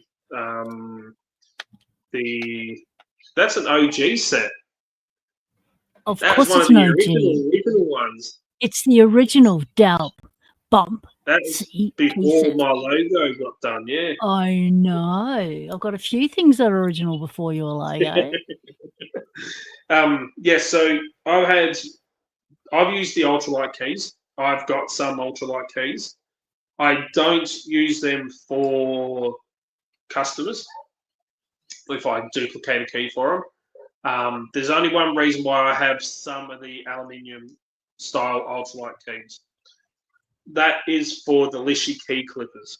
So if I have to quickly, produce a key out in the field, kind of thing, and I'm using Lishi key clippers, and I want to demonstrate how to actually create a work key using them, I use the ultralights because they're thinner and they don't damage your Lishi key clipper like a thick brass key would.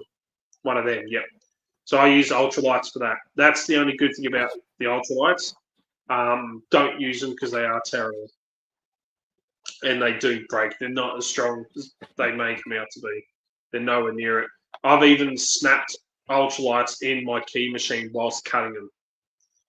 I had one where they really wanted a coloured key. They wanted it duplicated. I put it into the key machine, clamped it in, and was very carefully duplicating the key, and it literally just snapped the key. So by ultralights, do you mean them like thin aluminium feeling coloured keys? I've got one. Coloured keys. Got one here. Because I found those ones actually fit in a quickset keyhole. Yep, that's one there. So that's a WC2. That's an ultralight. Yep. This is a Keys brand. So this is one I used quickly out in the field. I had to duplicate a key to a padlock that was handed to me. I had a couple of seconds to hold on to the key. And I needed access to the key. So I literally clamped the two together, the ultralight and the actual key, use Lishi key clippers to quickly duplicate the working key. So yeah, I've used them for that because they're a lot more forgiving on your Lishi clippers than an actual proper brass key, because again they're softer. I don't like the ultralights at all. They're terrible because they are thinner and they do snap a lot easier than a brass key. Do not try using them as a bump key. But if you want to save your Lishi key clippers a lot of force when you're trying to duplicate bigger keys, then yeah, go the ultralights. Most of the time, Lishi key clippers I'm using to quickly do small little wafer lock keys and stuff like that. I'll do a sight read and cut for a wafer lock and things. So yeah, when it comes to keys, you do get what you pay for. So GK Man's got himself a rainbow of aluminium key colours. Yeah, I mean that's a kind of good thing about them. Some people like that because then they can tell, what keys what. Well, Um, James says that the ultralight is just marketing for the work junk. Yep. See, like a great idea to get at least your key cut through, then you can cut them on a machine later if needed. Yep, for sure. I've done that. I've duplicated from the ultralight, which I've used out in the field with Alicia key clippers to quickly gain access when I needed to, like if you only have a second to hold onto the key. Or if you're literally got a lock in pieces and you've got a space depth keys on you and the Alicia key clippers, which I actually keep space depth keys in my Alicia key clipper bag, a set in there, because then I can quickly decode a lock using them and then cut to code. And then be like, okay, that's a working key. Okay, I'll quickly get access. Right, But I now, can do this for real. oh, Doubt, I noticed you're saying the words decode just triggered my memory. I noticed that the what is it called? Is it a key card? Is it a key reader or a key decoder? What's that new product you've got out on your shop now? The one that's specifically for Lockwood and stuff. Because it's a really great idea. We've been waiting for one to hit Australia because Americans, Deviant's put out some good key readers, decoders over there, but we've got nothing for Lockwood or Gainsborough here. I'm on the heavy stuff tonight, solo. First quencher. The Devious decoder card. That's it, James. Now we've got a Doubt decoder card. No, So it's actually still the Deviant decoder card. Still Deviant. Okay. Deviant decoder card with Doubt interjections. This is actually the tester that I got sent to test out before it got. So yeah, this is the one that I worked on with Deviant. So this is the DDC. This one says dash test, but it's not. It's actually, well, it is. This is mine, but it's actually called the DDC-Oz. So it is the Aussie decoder card, which I worked on with Deviant. So when Deviant first brought out his other ones, the first decoder cards, we were chatting about it, and I said, like I ordered one in, and the spaces were off because I got one of those bad batches that accidentally got done. Yeah. So it's like, I'll send you a replacement. I'm like, don't worry about it. It's fine. I said, it's all good. I don't mind. It's okay. I just bought it to test out, do a video on kind of thing. So yeah, there was a mistake with that batch, and then he said, I want to work on an Aussie one. He goes, would you be interested in working with me? And I said, yeah, no problems. Let me know when you're interested in doing it. So yeah, probably like over a couple of years actually went by, and he's like, oh, what if you were to work on a decoder for Australia? What locks would you use? He goes, I know you got Lockwood. He goes, what are common use ones? He said, I want to work with you to create one of our decoders for Australia. I said, yeah, no problems. I said, I've worked on other projects with him. Great guy. I'll have to work with you. I said, we use Lockwood, Gainsborough as our two most common. Like in America, your Schlage and Quickset. I said Yale is really picking up here as well. We've got quite a lot of Yales coming through.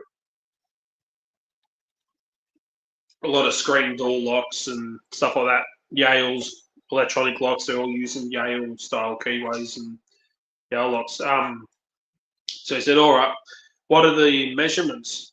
So I did all the measurements for the Lockwoods, for the key, the keys, depths, the pin depths, the master depths, and all that stuff. And then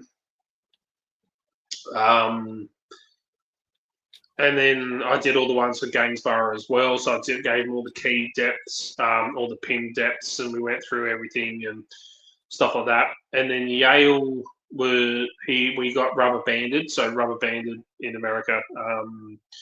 You probably know him as the awesome impressioner. The guy who made a really cool impressioning handle for the keys. He's an awesome locksmith, and he can impression anything. I'm trying to think what he's he sells like the Devious key set and stuff like that over there. I'm trying to think of his business name now. I know him. Yeah. I'm mates with him. I can't think of it. But yeah. So anyway, he helped out with the card as well with the Yale depths and stuff, because it turns out there's 2 Yale depths for pins. There's 2 different ones. Because there's the Yale official sizing, and then there's lab sizing, because lab is trying to get into the Yale market. So we have to determine which ones are actually used here in Australia.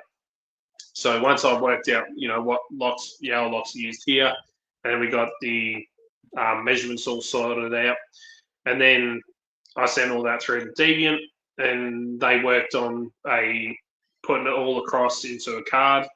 He asked what the key bows we used and stuff like that, designs of them. So I sent all them through. Then he said, "All right, I'm going to make you a tester with the cutouts. I'll send it over to you, and can you test it out in the field, make sure that they all line up perfectly?" I said, "Yep, no problems." So he sent it over. So a couple of weeks of testing keys and out in the field and key pins and stuff like that. Sent it all back saying, "Yep, everything is spot on. Specs are perfect. Go ahead with it."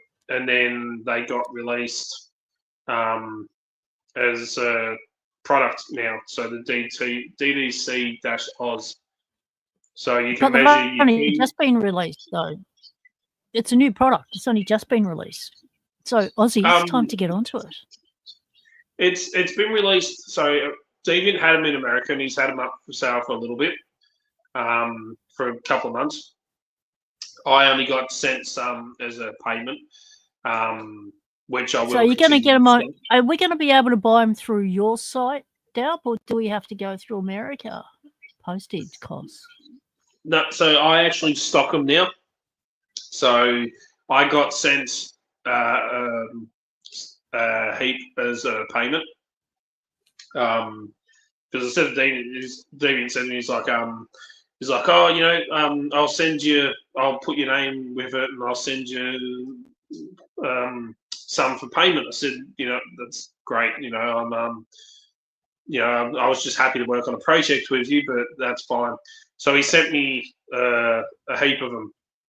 So I actually stock them up on the website here, and I'll continue to stock them. Like he resells my my Viking bands. I'll be selling the Aussie Dakota card here in Australia.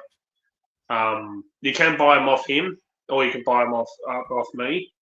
I charge the same price as what he charges. So he's at $9 US, which the conversion rate to Australian is $15. So I have them up for $15 each. Awesome. That's a great price. Now I'm just gonna throw in Dalp's website link. So for Dalp shop, because I'm just about to go in there myself and get myself one of those cards. So you can literally take a key. So I've got a Lockwood key here. Go to your Lockwood gauge, and then the top section here is your key. So I can measure out. That's a 6 cut. That's a 1 cut. That is a 6. that's a 4, and that's a 6. So you can decode your key and then cut a working key to that code. If you don't have access to the key, you can pick the lock, then, turn it, take the core out, and then take the key pins and then measure out the key pins. So you grab your first position key pin out, stick it into the middle cutout, and just here, as the top one is the key, the bottom one is your key, or the middle one is your key pins, and then you bring it across, and wherever it stops, that'll measure out the key pin. So you measure out I wondered each one. what they were all for. Yep, so you can literally take a key pin, stick it in, slide it across in your lockwood, and if it stops on the 6th position, then you have a look, okay, well, that's a 6 cut. So then you can decode each key pin, then cut a working key to that code. That would also allow you to ascertain what key pins are stuffed. Yeah, if one's worn out, kind of thing. Yeah, that are under, that are causing the problem. If you can't ascertain, well, where's the problem in the lock? And if the lock is master keyed as well, you can actually measure the master pins, so you can deduce what the master key is for that system, what the depths are for the master key.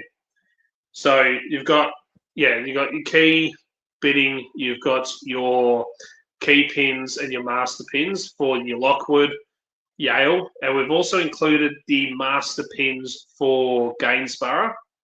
The only thing is, I've yet to come across a Gainsborough master key.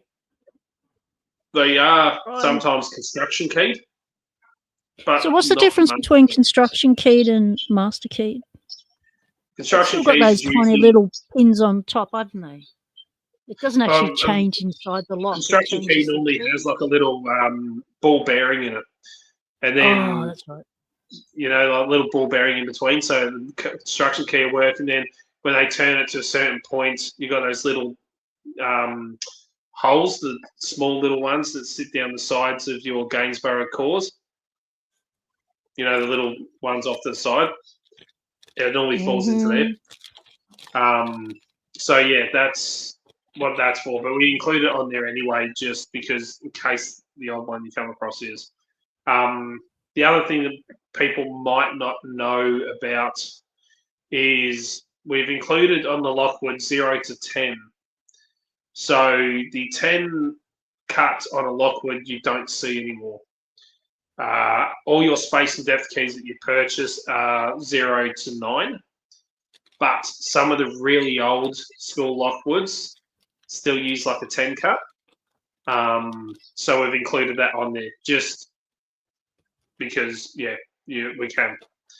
Well, we've still got so many. I had a 50-year-old lockwood on my door here, and it died while I was here, and I replaced it with a like brand new 50-year-old lockwood door lock. And they're definitely still in use. Yep. So you don't really see 10 cuts anymore, but because they are on the older ones, we've included on there. But that covers your 3 top most used keys, locks here in Australia. I've been using this quite a lot. I do a lot of stuff with keys, decoding keys, taking photos of keys and decoding them from photos, now using the Flipper Zero to decode a key. If there's a method of you could decode a key through a photo using the decoder card. No, I use an app or overlays. You can't really... An app? Did you say an app? Yep. There's an app for that. Of course there is. Why wouldn't there be? You can download an app to decode keys. Or if you're any good with Photoshop, you can use an overlay, put an overlay over the top of a key that you've taken a photo of. We've done it in classes. We'll literally take a photo of someone's keys. We'll take the photo and then up on the screen in front of everyone, we'll be like, okay, this is blah, blah's keys. Let's have a look. We're going to decode this key and then cut our own working key.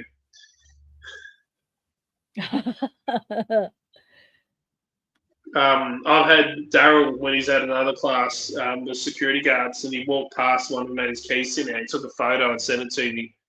Then asked me to decode it for him, so I did that, sent it straight back.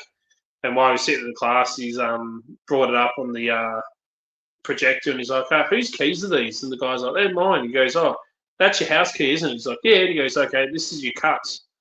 He goes, "We just got your key decoded." They're like, "What?" He's like, "Have a look," and it reads out the code to the key. Because it's pretty shocking when you do that to people. That they're pretty. That I think that that snaps them into being a little bit more lock and key security conscious than they were before you did that to them. Because telling people you can pick locks and how unsafe locks are and all this sort of stuff means nothing until you demonstrate it. I mean, there's so many ways to produce a key. So, if you are interested in key generation, there is a really good book, and I can say that because I know who did it. I know who did it, so I know it's a good book. There's actually two books that I'd recommend. UTAC, or Uncensored Tactical, a good mate of mine over in the US. He came out with the Tactical Lockpicking book. This is a volume 1, Foundations. So Pat Watson is his name. Great guy. This book is fantastic. The information that's in it, it makes you think outside of the box. The breakdowns of stuff in here is unbelievable. He talks about, gives you case studies to go through, equipment, so much. Talks about ground loop detectors, Rex bypasses, hidden locks, gates and chains. There's so much information on here.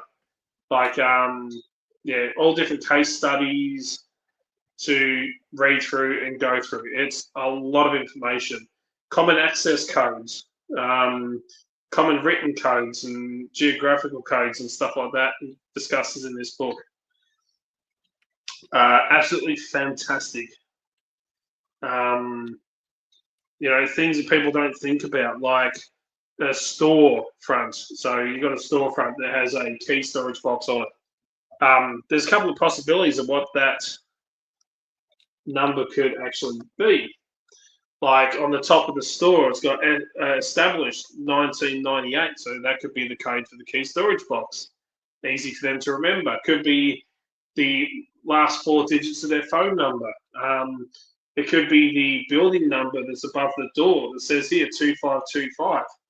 So it makes you think about other stuff outside of the box, about physical entry and gaining entry and stuff like that. So absolutely fantastic book to get. Highly, highly recommend. So that is a good one. Or, as I said, if you're interested in key production methods and methods of producing keys or determining what a key is for a lock, the Tactical Lockpicking Volume 2, which is field key generation, is a must. Again, this breaks down a lot of stuff. It's color coded, so certain things. When I say it's got, so the framing of it is, example, pulling bitting from a key, then pulling the bitting from a lock, then key generation methods if you have access to the key or access to the lock, access to the bitting codes, then some other methods, and then some failures and stuff like that and how to problem solve. But this is another great book when it comes to producing keys. out in the field. It talks to you about impressioning. It talks to you about filing a key, duplicating a key using a file, problems that you will run into and stuff like that. Absolutely fantastic book. If you got anything interested in keys and to do with keys, a must-have. And I know the information in this book is spot on, and I know the information in that book is tested and true and extremely interesting because I was the technical editor for it. Haha, good on you, Del. So I was the editor that went through to determine that the information was correct, the information was true, the terms were correct, you know, the methods, if they were used, you know, would actually work, the pros and cons of each one and stuff like that. So I had the privilege of going through and reading this before it was actually done, and was the technical editor for it because I do a lot of work with keys. So yeah, a must-have. 2 books.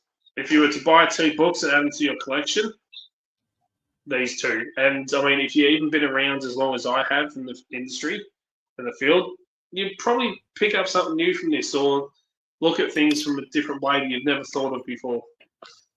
But also, like, there was a comment that was about the price. You know, James said, you know, the first book he showed was on his wish list, but, you know, a bit pricey. But, you know, if you look at what we spend on picks in a year, what we spend on tensioners, what we spend on locks, what we spend on just international postage, I mean,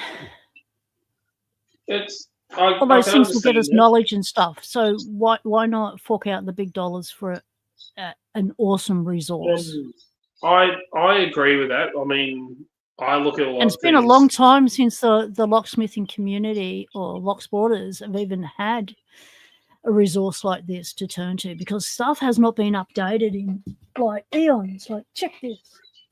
Yep, and I mean, as far as I know, there's no book out there that just focuses on keys.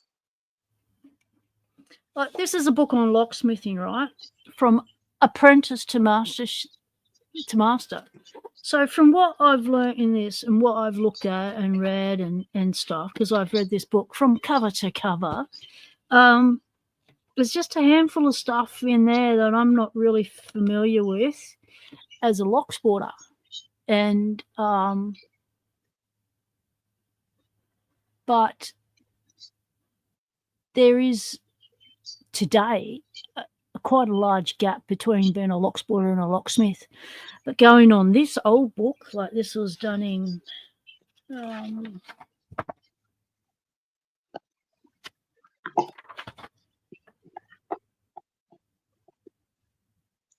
where's the year? Come on, give me a year. I mean, I understand that. When it comes to 95. So right before the big electronic computerized access control came out. Like, yeah, we had keypads and stuff, but we never had all the really techie stuff, the Wi-Fi stuff and all the other stuff. I do agree and with it that. doesn't even mention, it didn't even mention electronic access, this book from 95. Yeah. And this is from apprentice to locksmith. As I was saying, like, I agree, like, with the books probably worth the price, but some people don't have the extra cash.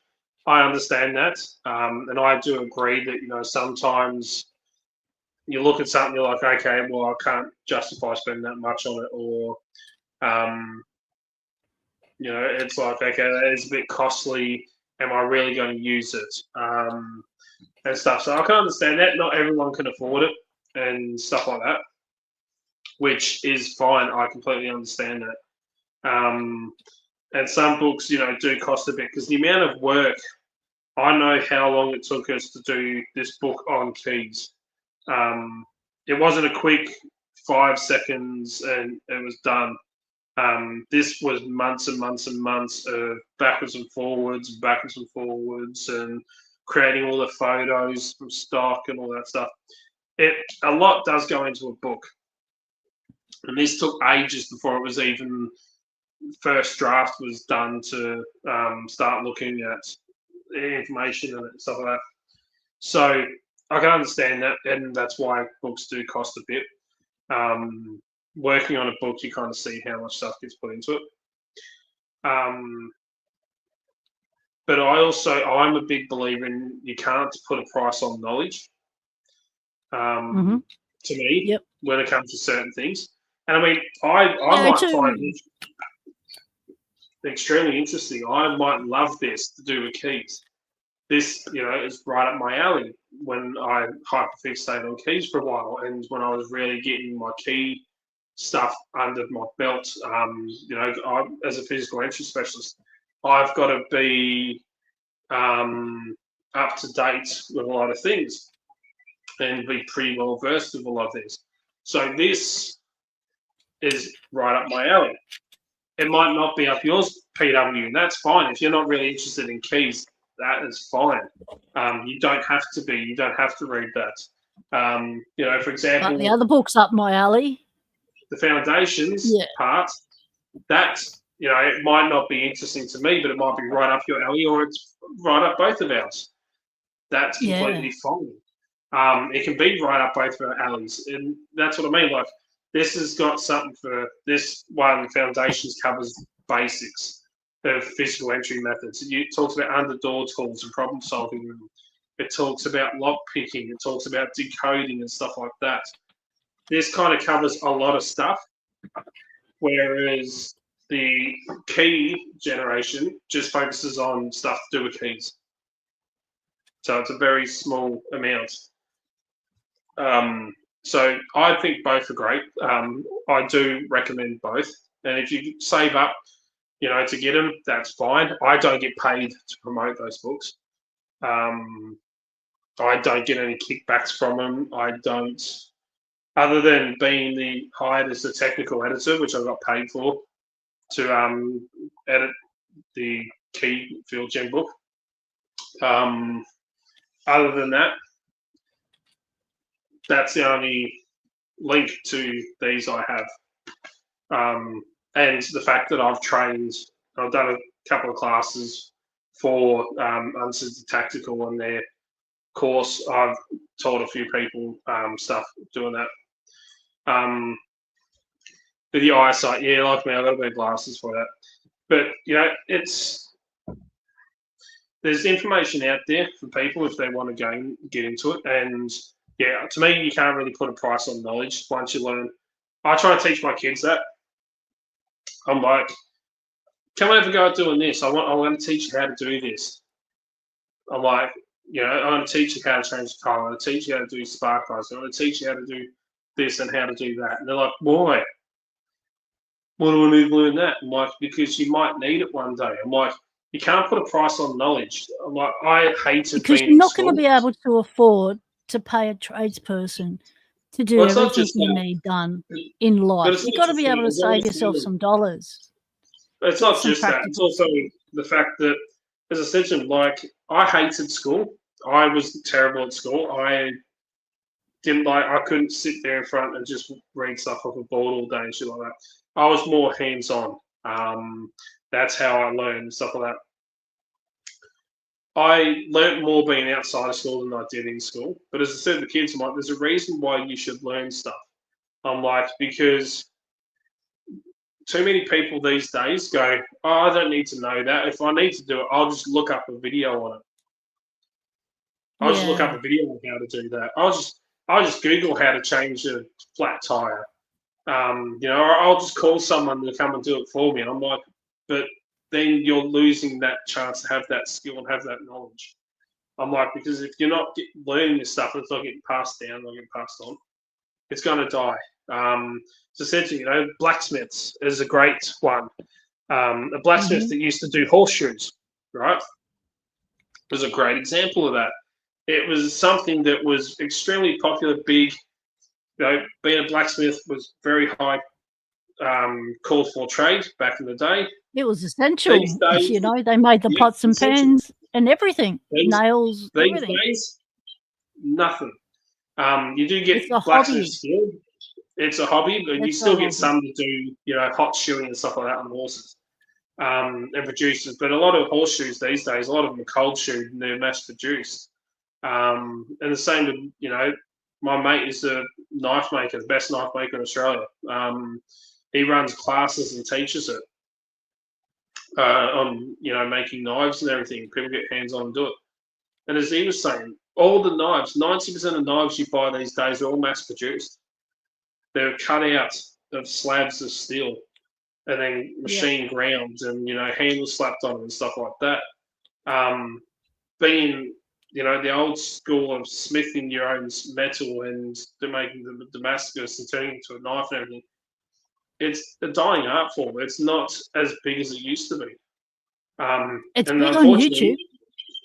And unfortunately, you give it another, 50, 60, 70 years, more than likely it's going to be died out to the point where there's only maybe one or two left that's really going to do it. And it's the same with this skills. Yeah. Okay, Locksport will never die out. It's going to be a great hobby. Great skill for people. And it's a lot of fun to learn. But the need for it is going to, it's going to change and stuff like that. And there might come a day when, there's not going to be a need for locksmiths because everything's just going to be computerized electronics. As much as, there's always going to be a mechanical override for things. We'll have an implant when we walk past the door and it'll automatically open for us. And doubt will steal it. Turn the handle. Yes. And doubt will steal your implant code, your RFID code, and use it himself. Not that I would do that. That's naughty. I've never taken swipe cards before and made my own. I can do that legally. But yeah, that's what I mean. That's why I teach my kids stuff like that. A great example was when Blaze and I was together. I actually taught Blaze how to slip a door latch. I taught her how to do it with a micro shim, and I taught her how to do it with the Slim Jim and stuff like that. We split up, been over a year, and she sent me a message. She's like, "Oh my God, what you taught me come in handy." She's like, "Thank you." I'm like, "What do you mean what I taught you?" And she goes, she was at a wedding up in Queensland, and they locked themselves out of the place they were in. Yeah. And none of them had the keys to get in and stuff like that. And she's like, wait up. So she used like a credit card thing and she slipped the door latch. She had a look and she goes, "Oh, I think I can slip this one." And she used it to gain access in there. And got them back into the place where they were staying. And she's like, "Thank you so much." She goes, "If it wasn't for you," she goes, "we would have had to go to the locksmith and all this stuff." She goes, "But what you taught me got us back in quickly. We were all locked out and, stuff like that. So it come in handy." As we would say to people, it's like, okay, yep, that is a good example. Like, I wouldn't go doing that all the time because, you're breaking the law. But it goes to show you that something that most people might seem as, not not appropriate. A useful skill to have. Yeah, something that, I'd never need that. Oh, that, never need to know that. As if that's ever going to happen to me. I'll just call a locksmith if I need to. Well, okay, what happens if you lock yourself out of your house and your phone's inside? Saturday night, $600 call out here in Adelaide. Yeah, I don't charge that much when I do it. No. One of my recent lockouts I actually did for nothing because the lady didn't have any money and stuff like that. I said, "It's fine, don't worry about it. I'll do it." I've done all my lockouts for nothing. Family, friends, and people I get volunteered to help. So, I run as a business, and that's not a way you should run a business. But sometimes I just do the right thing because it's about doing the right thing. It makes good business because word of mouth, travels. Although I say to them, like, don't tell people I did it for free. Tell them I did it cheaper, but I didn't do it for free. All right. Because otherwise, it's like, "Oh, you did it for my friend for free. Why don't you do it for me for free?" It's like, no. If I do all of them for Yeah. free, then I'm not making any money, and I might as well just shut my business down. Delbert says my locksmith friend locked his keys in his car with all his tools. That's why wearable EDC wearable. Put stuff in your pockets. Hang it off you. Wear it. Out of my car and broke in. A couple of seconds, and I was back into my car after I locked my keys in there, and stuff like that. So, yeah, it's one of those things. Some things do come in handy, and I think it's a skill everyone should have. That's why with Doubt, we are trying to, and we explain this in our 3.5 hour social engineering live stream. We're trying to change Australia's look. We are trying to change the mentality that Australia has when it comes to security. Unfortunately, here, they're all like, she'll be right, mate. She'll be right. She'll be right. That'll never happen to me. As if that would ever happen. The chances of that are next to none, blah, blah, blah. That's not true. And, you might go, so many houses are being built with glass, colourful glass beside the door on the side where the lock is. Yep. That's an easy in. Break that glass, turn the handle. Don't even need to pick the lock. And that's the thing. A lot of people don't realise this stuff, and a lot of them go, it'll never happen to me. Stuff like that with hacking. You'll be surprised. Actually, it will happen. The possibility of it actually happening to you, as Daryl said. The very first website that Daryl ever made was hacked within 20 minutes of it going live. Oh, what?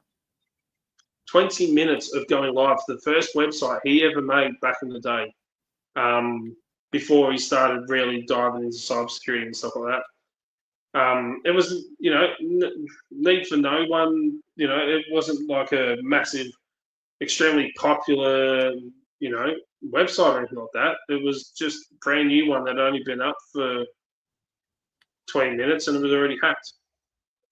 So you turn around saying, it'll never happen to me. You sure about that? Crime is increasing. The cost of living is going up exponentially.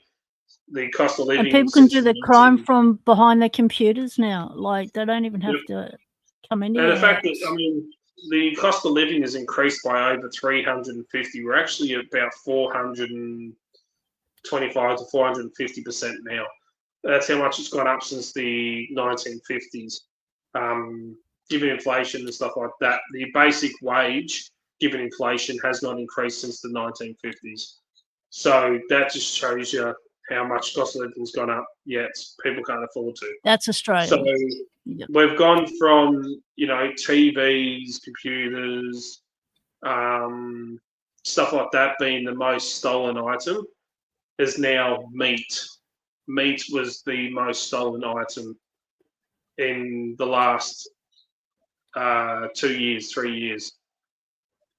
So literally all meat packets these days, everywhere I go, have got RFID tags on them. I even went as far as one supermarket I was in that actually had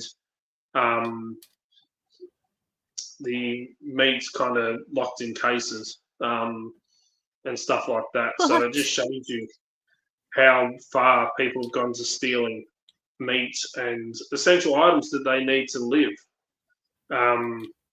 So it just shows you, and unfortunately, that means that theft has increased, thefts have changed. So,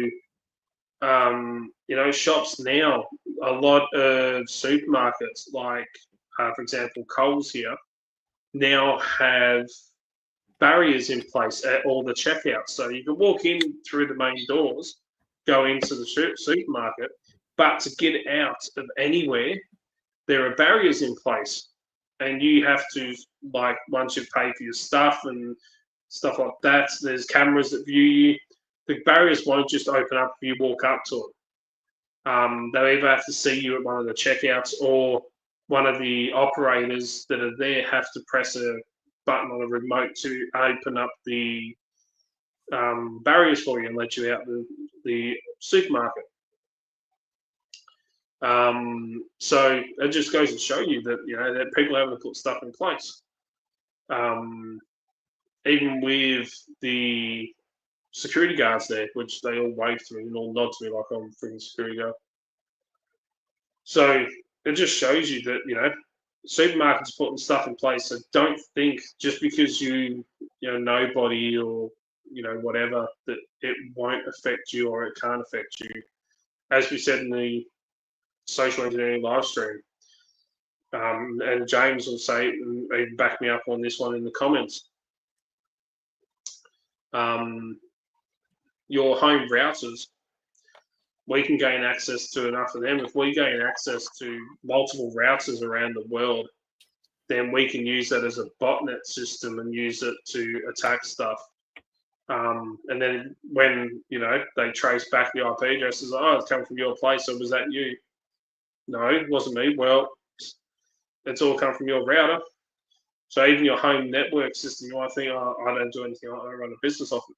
It's still possibly vulnerable and it could still be used as a DDoS attack. Yep. How do you protect your router? So you access, a lot of people don't realize, they think, oh, I've just bought a router, I've just got an internet put in at the house. So they're like, you know what, we'll just plug and play it. And a lot of them get told, oh, it's just plug and play. You plug it in, plug the phone line into it, the back, put it into power, give it a few minutes as it loads up. The password's written underneath it, and you're good to go. And that's what people do. They get a router, they come in, they plug the phone line into the back of it, plug it into the PowerPoint, they lift up the router and go, okay, password's underneath. Yep, okay. Wi-Fi signal's out, connect to it with your phone, your computer, whatever. Yep, we've got, you know, you've got Wi-Fi. What you should do is actually go in there and change the admin password. Yeah, the first thing. So you access your router through its IP address, and that you change the admin password, where you can change the SSID name. You also change the password to log into your internet, and yeah, disable remote management and stuff like that, as James was saying. So yeah, there's a few things that you should always do. Don't think it's just plug and play like they tell you. Get in there, change the admin password, because it's always admin, and stuff like that. So change it. So I changed mine, and do you think I can remember what it was I changed the password to? So I can't access my router now. So that was fun. That's probably why a lot of people don't do it, because there's another password to have to remember, and you're a classic example of why you don't change use it. The password manager. Yes. Password managers are your friends, as long as it's a good one that can't be corrupted or used. Yeah, even James just said that's why you have a password manager. Snap. Reset. Yeah, I haven't got around to that. But it's stuff like that. So, you know, don't think that your little at-home system isn't a possible attack vector. It is. Especially during COVID, when everyone was working from home, or a lot of people were. Well, yeah, businesses found out very quickly how vulnerable their systems were when they sent people home, and then realized they had to actually give people secure systems and lines to work off of to be able to work from home. And then people didn't want to give any of that back, and they wanted to stay at home to work, which was fair enough. Yep. And so we said the last stream, if you can get 3 hours of your life back, your home life back by working at home and not having to do the commute, and then you get that 3 hours extra with your family a day, well, who wouldn't want to do it? Yep. And the fact that a lot of them actually, you know, don't realise that, okay, they work from home, but they might have some visitors come around and they leave their computer turned on and the screen turned on. Yes. In the backgrounds and stuff like that, or taking videos of their kids having fun, and they've got the computer screen open with information on it, or taking photos and selfies, even people doing it at work, and stuff like that. And the fact that people were working from home, so people were like, oh, if I call up, let's say for example, Pocket Woman, you're working from home, you're working from a company that has an IT team, and I call up and say to you, okay, we de-authenticate your device, we attack your device, you start having glitches down, having trouble with it, then all of a sudden we call you on your phone and be like, hi, this is James from the IT of the blah blah company you work for. We just noticed that you're having trouble logging into your system. And it's like, oh yeah, I am, because nothing's working right. I was like, okay, what email address are you using? Okay, yep. And what's the password that you're using? Yep. Okay, no problems. Leave it with us. We'll get this fixed up. We've had a few people we've noticed they're having issues. That's why we're calling everyone. We'll fix it up, and then you'll be running nice and smooth in no time. And you go, oh, okay, thank you, no problems. It just sounded like we were someone from IT, and we just told you you're having an issue, which yes, you are. So we've just socially engineered you into giving us your email, password, address, everything, and password to gain access into the system. So we created the problem. We've called you, stating that we've noticed that you're having this problem because your system's glitching, it's not connecting, and all this stuff. We give you an answer to why you're having that problem. Quite a few people are having this issue at the moment. This is what's happening. We describe to you the situation that's what's happening, and you're like, oh my God, yes, how do you know that? Unless you actually are working from the IT and you can see it. We give you that sense of urgency. We reassure you that we are fixing it. We've just put that fear in your head that you're like, oh, this is our system, okay, I'm having trouble and I need to get this working so I can actually get paid. We've done all this to you, so your head's not thinking clearly, you're spinning, and we've just convinced you to give us your information. And it's quite easy. A lot of people don't realise that. So, yeah. Yep, the unpredictable mouse jiggler, yeah. See people do that because they started keylogging and tracking to make sure people are actually working, rather than just having the computer turned on. So that was a big one at one stage. But yeah, don't think that you're a nobody and that you're not susceptible to attacks and stuff like that. Don't think that it will never happen to me. Being security when it comes to your personal, especially data and your information and your business, security isn't a luxury. It's a necessity. It isn't it's not a preference that, it's just like, oh, I don't prefer security. No, it's a necessity. It's not a luxury. It's not something that you can be laxed on. As we discussed in the live stream as well. I don't think we discussed it in the live stream. Daryl and I were talking about it the other day. Because we were saying, like, when it comes to classes and stuff like that, we do talk about some destructive methods, but anyone can go and get a pair of bolt cutters and cut a chain or cut a padlock. Anyone can smash a window and get in. But as we were saying, like, if someone cuts the padlock, they break into your facility, they steal bulldozer, some tools, stuff like that, they quickly get out because it's a smash and grab. They're out and gone before security comes through and does their checks. You might be out a couple of grand, yeah, okay, and stuff like that. But if we produce a key for your lock, or we bypass that lock, so we can bypass it, gain access into the facility.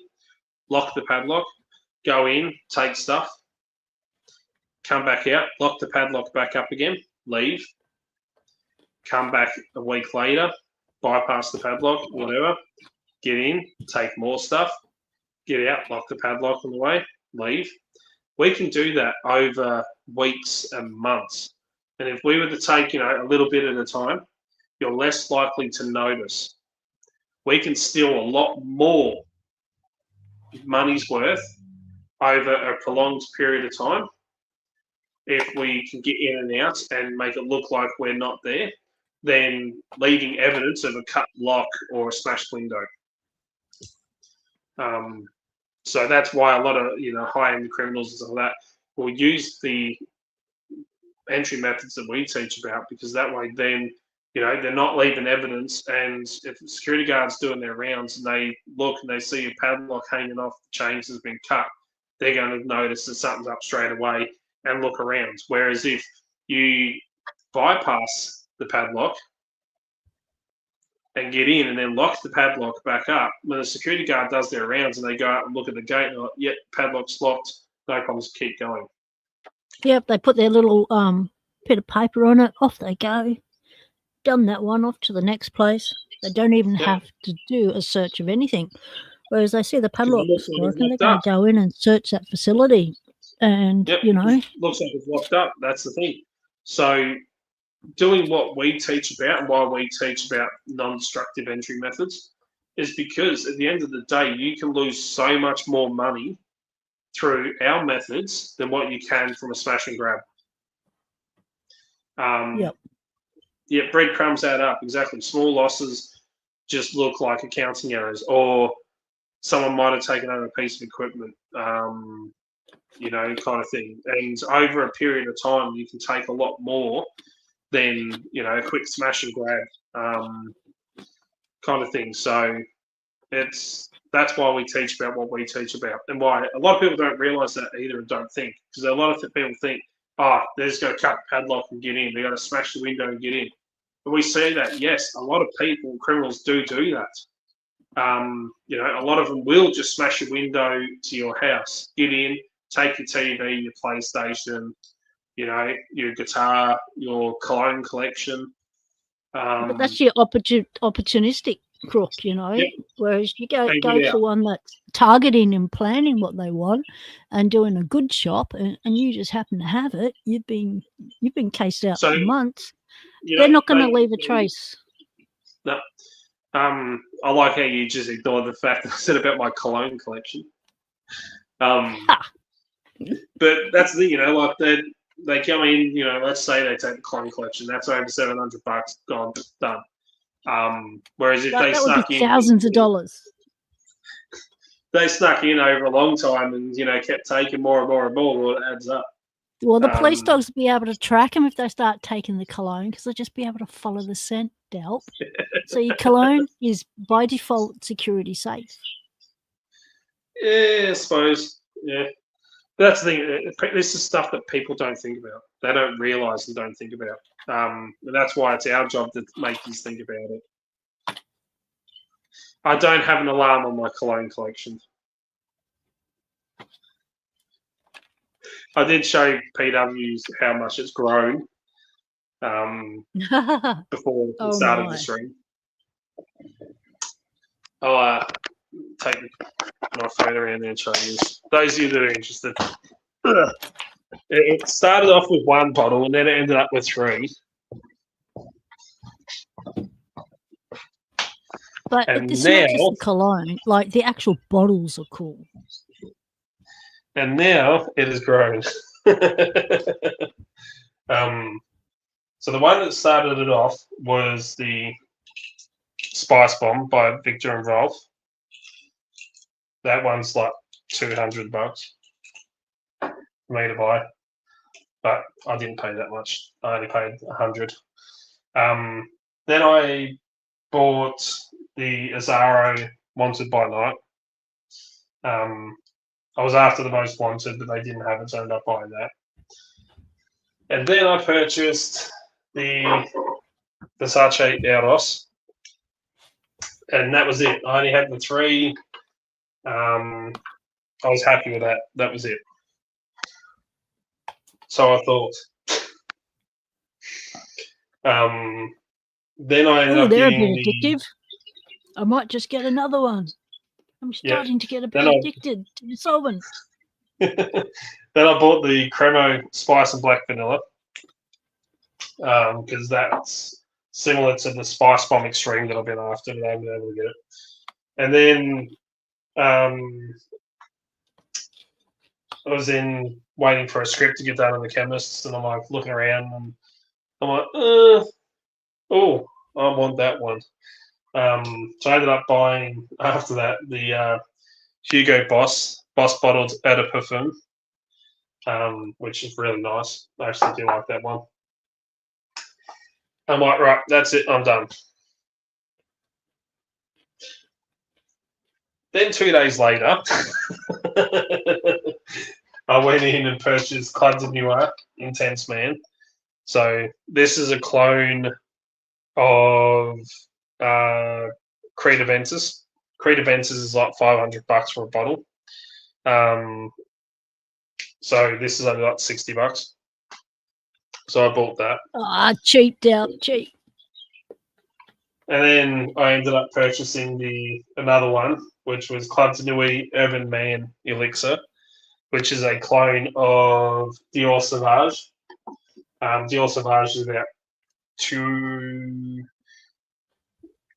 170 and 200, depending on whether you get the EDT or the EDP, and depending on where you get it from. So I'm like, right, that's it, I'm done. But then I ordered this one, which I think they sold me a fake. Just the stick on the top doesn't quite add up. But this is Latafa Assad, which is a clone of Dior Sauvage Elixir. So, yeah. But isn't a clone actually a fake? Like, aren't you by default buying a fake if you buy a clone? No, so a clone these cologne? These aren't a clone of the clone. They're not like a exact clone of it, like a one-to-one. They are inspired by it, and they're very, very similar. They're called a dupe. So in the cologne industry, they're called a dupe. A duplicate or but even like the Latafa, that there is a cheap fragrance clone.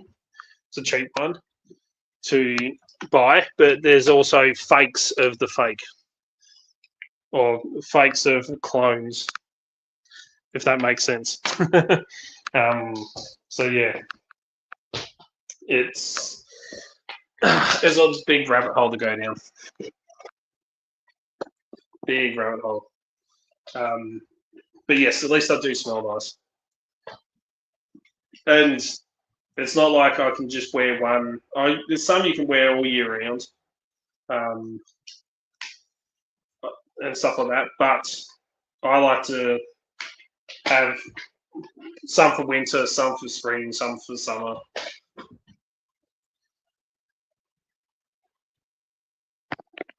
But yeah, Irish Spring or Head and Shoulders.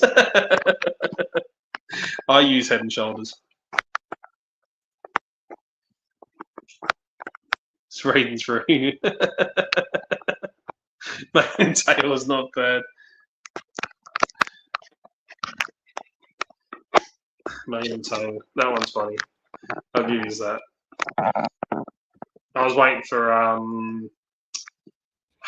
what was it we used to use in the dog shop?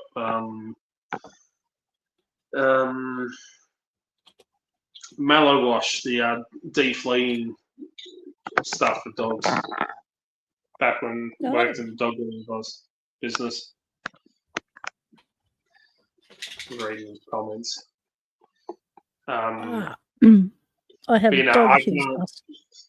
I've got to go take the dog to the toilet. I'll be back shortly. Cologne room. I don't have a whole room full of them. Trade the alcohol for cologne.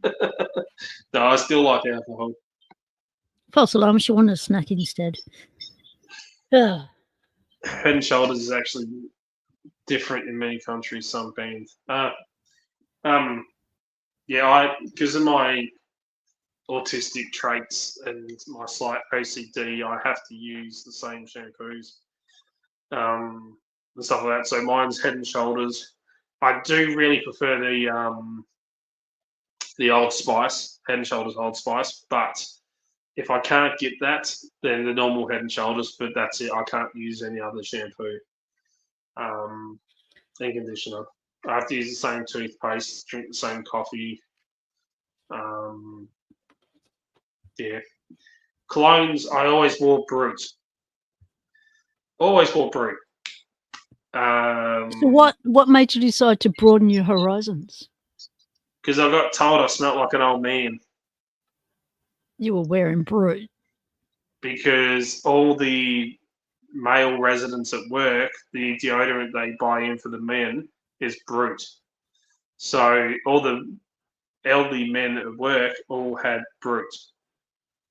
And stuff like that. I got told it smelled like an old man. So I decided to buy the Spice Bomb, and then another guy at work, he brought in his ones that he had. He's got 1 million by Paco Rabanne, and he had the Azado, the Most Wanted, and I'm like, this Most Wanted smells amazing. Like 1 million by Paco Rabanne is too feminine. So that was it. I got hooked and started just collecting after that, and yeah, now I don't smell like an old man. A recent addiction. The last 2 months, 3 months. You've amassed that collection in the last 2 months. Yeah, 2 or 3 months. Yep. And it took them that long to tell you that you stunk like an old man. Mate, what kind of work colleagues and mates are these? So I can tell you now, I still have, kind of shows my age a little bit. I still have the very first, if you want to call it, it's not really a cologne, it was an aftershave. I still have the very first aftershave that I was ever bought. And my nan bought it for me.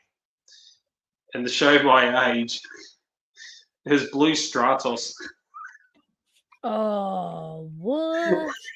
That goes back a long way. Blue Stratos, like, how old is that shit? Oh, that is like 70s or something. I've still got it. Wait up, let me grab it. I actually just noticed the other day.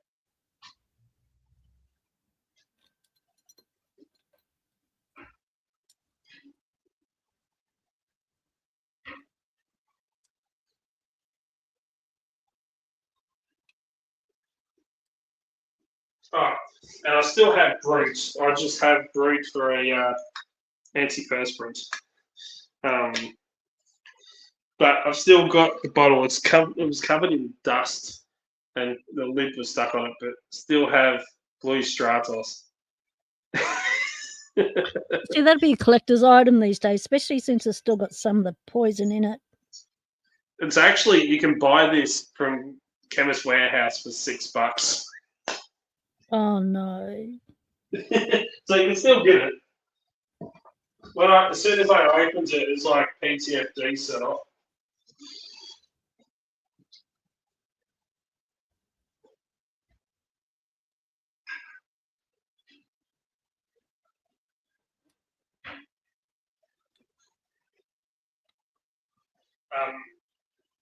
As soon as I opened that bottle up, because I haven't smelt it in years, as soon as I opened it up and had a smell, it kind of like bloody set off my PTSD a bit and gave me flashbacks. Oh no! Yeah, put that smell away. Yep. Yeah, I'm like, yeah, no, I don't want to. Don't want to go there. Don't want to go back there. No. Which is kind of surprising why I wear Brute, because my old man used to wear Brute. It's a different. It's a different thing. It's different to what they use in an aerosol deodorant thing. Like the old style Brute aftershave was completely different to what's out there now, that they just spray under their armpits with. Yeah, but even still, like my old man, he always wore Bruce, and you'd think that wearing that would trigger the PTSD, but it doesn't. It's weird. But smelling the blue Stratos kind of did. So that's kind of was a bit surprising. Maybe because with that smell with the Brute, it was more from, you know, Plus, I most of your always childhood. Yeah. It's kind of weird though when you go to high school and like everyone back when I was in high school was like Lynx. Lynx Ice was a big Yeah, one. it was so bad. It was so and like bad with everything's Lynx. like Lynx this and Lynx to Africa. Ugh, yeah. Oh, it's disgusting. But it's like, you know, Lynx was like the best, and I was going to school with like Brute, and it's like, you smell like my dad. I liked the smell of Brute. I still kind of do. There's nothing wrong with it. But yeah, when you start wearing colognes and stuff like that, and then when you start diving into that world, and there's like, you know, certain colognes, certain smells fit certain attires and certain times and certain situations, and yeah, that's a whole world to delve into. Yep, I mean certain smells, like there's certain colognes that and certain olfactory senses. If you want to, you know, command presence and kind of be like, you know, you're in control. Like you're wearing your There's power suit. certain smells that trigger that. So,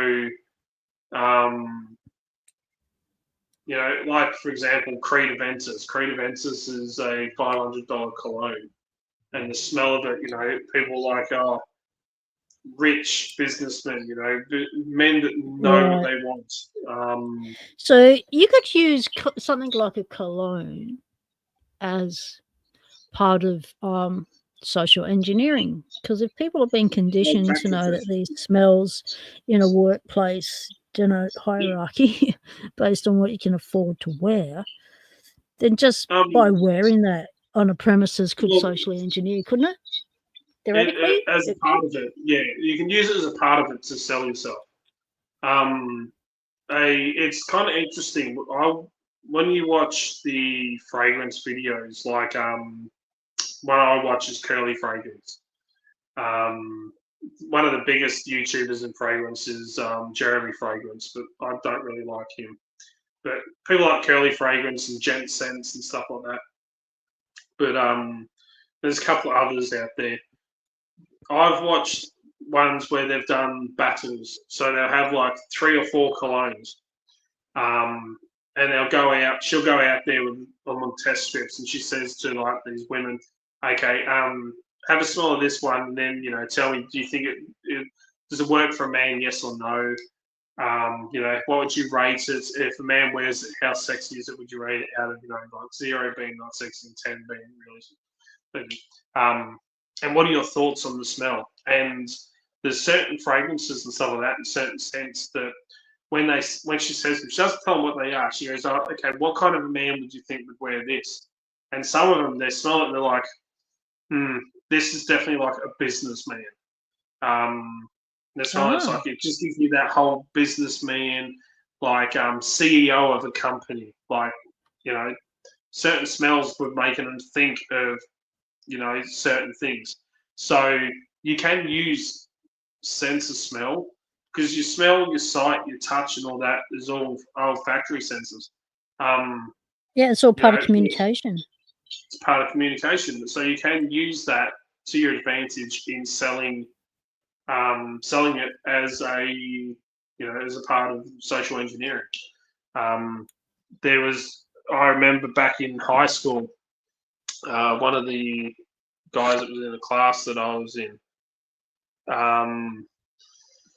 he did for social studies. He did one where he went down the street here in town, and he was dressed up in a suit. Like he put a suit on, had a tie and everything. Made himself smell really nice.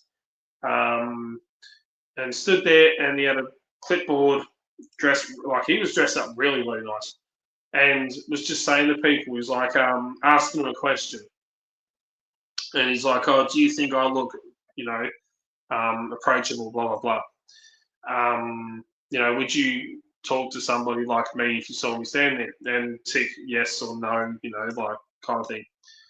And then he did the exact same thing, but he dressed up like a bum. Like he put on ratty, dirty old, like he made clothes that looked dirty and old and ripped. Made him smell horrible. Like even he said he couldn't even stand the smell himself. Made his hair all messed up and stuff like that, rubbed dirt on his face. And he stood there with a clipboard asking the same questions to see if anyone would come up to him. And no one did. Like he got avoided so much, it's not funny. People moved out of the way and wouldn't talk to him, like shied away from him. But when he was all presentable and in a suit and all dressed up, people come towards him. So he was showing, like how you can use your appearance to socially engineer Social engineer. Yep. And it's true. If you don't want to be noticed. Let's say, for example, if you want a good example of casing a joint, if you want to sit there and watch a joint, if you sit there with binoculars and looking like you're doing surveillance kind of thing, people are going to notice you. They're going to see you. But if you make yourself look like a bum, right? You got like an old trench coat on or whatever, you make yourself look like you're a homeless person kind of thing. And if you're sitting across the road with a blanket on you kind of thing, look like you're sitting under an awning kind of thing, and you're watching the joint, they won't look twice at you. They'll go, "Oh, it's just a homeless guy, but he'll move on." Because you're invisible to them in a way. Ezra was saying the same with high vis. High vis makes you invisible.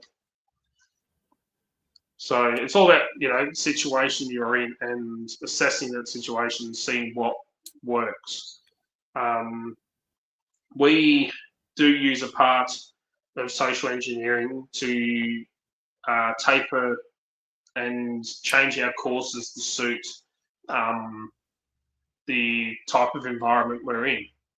So when we get to a location, Dale and I, like for example, the one in Melbourne, I'm going to use as an example here and discuss what I can without breaching any NDAs. So when we were bringing the equipment in and setting everything up, we were having to chat with a few of the head people and stuff like that. They were asking if we needed any help because, mind you, I'm on crutches and in a boot because that's when I was buggered. So we were having a chat and we were assessing the people that were around. We always act very professional, but we also gauge to see what kind of sense of humor they have and what kind of people they are, because then we can kind of change the way we speak and the way we present things to kind of fit in with them in a way. Kind of like, acting like a bogan at a fine dining situation. Yeah, doesn't go down well. No. You got like, no, it's when you have to put the bogan behind you, dress up in your best, and just sit quietly and don't fidget. That's the thing, that's what I mean. Like, you could have high society, high tea, and they're all sitting there, their pinkies out, and, they're all like, "Oh, yes, bon appetit, your cucumber sandwiches." And you come and go, "What the fuck's going on here, cunt?" People aren't going to like it.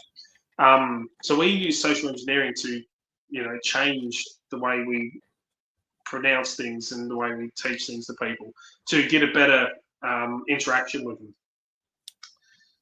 So yeah, we use social engineering to our advantage in that way.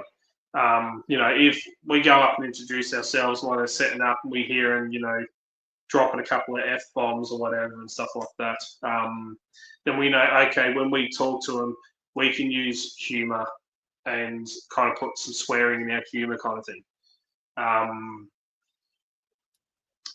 And stuff like that to make them engage a lot more, which it does work to your advantage. It works quite well. When you see them kind of getting bored and dozing off, they're not really interested, so you perk them up and stuff like that. So it's social engineering, as was said in this live stream, there's so much to go over. And there's something for everyone in it. So yes, you can use colognes, and you can use smell, and you can use sight and look and all that to your advantage with social engineering. Someone like me looking the way I do, I stick out, whereas someone like Pocket Woman can slip under the radar. Because I'm a person with a disability and I'm also invisible as a woman with a disability. And as an older person as well, I'm coming into my triple threat of invisibility now, people. I mean, look at me. I've got, a shaved head except for the Viking haircut on the top. I'm like 6'2". Got tattoos all up my arm. I kind of stick out like a sore thumb. Not saying I can't dress up really nice and sharp and look, professional and stuff like that, but I do have that kind of look to me. That's what I'm saying. Like, I don't even mean to. Just wearing what I'm wearing now, I'll go in somewhere and security guards think I'm a bloody security guard. For some reason, I just have that look about me. Yep. And stuff like that. Whereas me hanging around somewhere, they look at me and they see me. Whereas Pocket Woman can kind of like scoot through and no one notices. Nope. And the other reason why no one notices is because I'm not a hottie. I'm just an average looking person. So I'm not going to be noticed by the women looking to score. I'm not going to be noticed by the blokes looking to score because no one's going to be interested in me, which is an advantage. It means I can go under the radar and I can, also is a disadvantage. It means I can't use that type of social engineering skill, to make people dance on the spot like other people can do, but I can get around them other ways. Yeah, I get around them other ways. Walk up and be like, "Hey, babe, what's up?" It's like, "Ew, get the fuck away from me, will you?" Yeah, it's like, who asked you to talk to me? Like, go away, person. But ew, get the hell away from me! I'm like, I was just coming up to say hi. Like, I don't have looks or anything used to my advantage, so that does suck as well. The only time I can actually get people to come up to me is if I do. I was talking about this in later on's live stream because I've just got it ready for tomorrow for Burns Day. Is when I wear a kilt, then I do get some girls come up to me, but a lot of guys as well. Yep. And as GP Man just said, real estate people, yes, they use old factory sensors. They put smells like fresh cookies or bread, or even brewed coffee. They have the smell in canisters that smell just like it sprayed around because it makes you go, "Oh, this feels homey and warming," and it attracts your attention. If you walk into a house, if you're viewing a house, you walk in and you're like, someone smells like someone's just dropped their guts in there. You're like, "Ugh, I'm not living here. Yuck. This place is disgusting." But if you walk in there and it smells like, someone's just poured a loaf of bread out the oven, it tricks your brain into thinking, "Oh, actually, you know what? Yep, I like this place." Certain smells will trigger your memories. Like the smell of the sea might trigger your thoughts of beaches as a kid. As I said, the blue stratos, the smell of that triggered, you know. It's yeah. See, all a part of social engineering. And it's a fascinating topic, and as you stated in your multi-hour long live stream that I'm partway through watching, it is it's such a broad field. It's not just a couple of different areas of, you know, learning how to lie or manipulate people. It's all involved. It's very interesting. And then a lot of autistic people watching this, when you do start to learn more about social engineering, what you will understand is a lot of it is just another form of a masking skill. And autistic people have been trained to do that all their lives. So I would say to autistic people, you've got a superpower in there as a social engineer. You just don't know it yet. And explore it. You might find you have a multitude of skills in social engineering because you've had to develop those social engineering skills as a little kid.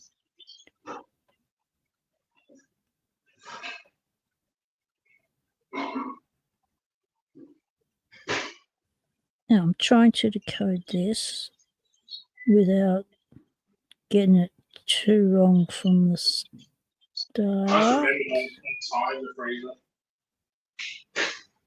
You got Thai in the freezer. I don't have to cook. I had some leftover pad Thai I put in the freezer the other night. The applications are unlimited. Yes, and that's what we were saying in the live stream, and why we got so many requests for social engineering is because social engineering is an umbrella term that kind of sits at the top, like the very top brick on a pyramid, and then it cascades down all the stuff under it. And it's not just physical security, it's cyber security, it is sales, it is everyday interactions, it is convincing, handling kids. Geez, you've got to be a good social engineer to handle a lot of kids. Exactly, yes. And kids are good socially engineering parents as well. Go ask your mother. Ma, Dad said to ask you, but I will, you know. Go ask Yeah, Dad said that he'll let us go if you say yes. Yeah. It's like, that's what we used to do. Yeah. I know, I used to do that. Yeah, if your father agrees, you can go. Dad, Mum said if you agree, we can go. What'd your mother say? She said we can go. It's like, no, she didn't actually say that, but you know, you did. Yeah, no, mine was never that good. My parents just never gave a shit. My son tried to socially engineer me the other night, so I made him do extra chores, and he wasn't happy about it. Oh, you meanie. Well, he said to me, he's like, "Oh, can I go up to the soccer field to hang out with some mates? Because, you know, they all play soccer." I'm like, "Yeah, no problems." I'm like, take him up there, and I'm like, "Where are they?" He's like, "Oh, they'll be here soon." I'm like, sure. So, anyway, drop him off at the soccer field, and a couple of hours later, I'm like, what the hell's going on here? And he sends me a photo of the colognes at Chemist Warehouse, and he's like, nothing new, nothing good. I'm like, I thought you were up at the soccer field. Oh, we were, but we got bored. I'm like, okay. I'm like, that's not where you said you were going, but right. And then I said to him, I'm like, where are you? I'm like, because getting on, I said, I've got to organise dinner. Like, you told me you're going to be at the soccer field and you're not, blah, blah, blah. So he's like, I was, but I've already had dinner. I already had something. You cooked dinner for you and the girls. I'm like, okay, first of all, I'm the bloody adult. I said, you do not tell me what to do. I said, so don't think you can tell me to cook dinner for me and the girls. I'm like, because I'm the friggin' adult here.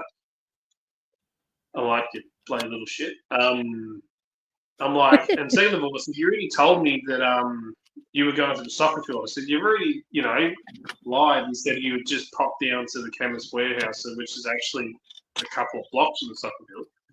Now you tell me you already eaten. I said, I told you to tell me if anything changed. She goes, oh, I've just been busy and we're going back to the soccer field. I'm like, sure. So anyway, like, he goes, what time do you want me to pick you up? Do you want me ready to be picked up? I'm like, well, whenever. I'm like, just wait. I said, but you're going to have payback. I'm like, you tried to pull a crafty one on me and socially engineer me. I'm like, you've got extra chores when you get home. Oh, all right, I'll do them when I get back then. I said, no, I said, you're going to have extras. But it didn't get till like 9:30 at night. He then sends me a message saying, I'm ready to be picked up from such and such park. I'm like, where the hell is that? Right over the other side of Sebas, like a long way away from where he was. So I said, all right, I'll be there soon. I'm on my way. I'll get there. He's going to have a late night. I pull up and I'm waiting and he comes running over and I'm like, I start reversing the car around and start moving it because I'm like, yeah, it's bloody cold outside and he's in t-shirt and shorts. So I finally stop moving and pull up and he hops in and he's like, oh, it's bloody cold. I'm like, yeah, it's funny that when you stay out late, I said, and you're in t-shirt and shorts and you don't tell me where you're going to be and you change plans and you try to socially engineer me. So as soon as we get home, I said, you got to do this, this, this, and this, and this. So you got to be smart. I said, I'll get your payback. Oh, okay. Yeah. Well, that's heaps better than what we copped. I mean, in our day, we copped it, physically and verbally and psychologically, and we copped it every way when we were kids with our parents. So, we could say to the kids today, just think how lucky you are today, I made extra short chores is nothing. I made him do the dishwasher, then I made him do the bins, then I made him clean the bathroom. And then I went back in the bathroom like, no, it's not clean enough. I said, get back in there and do it again. And I'm like, no, still not done. Get back in there and keep going. I'm like, you missed a spot there and you missed under there and you missed there. I'm like, see, I used to do that shit when I was younger. I'm like, and stuff like that. So I know exactly what you're up to. I'm like, don't think you can,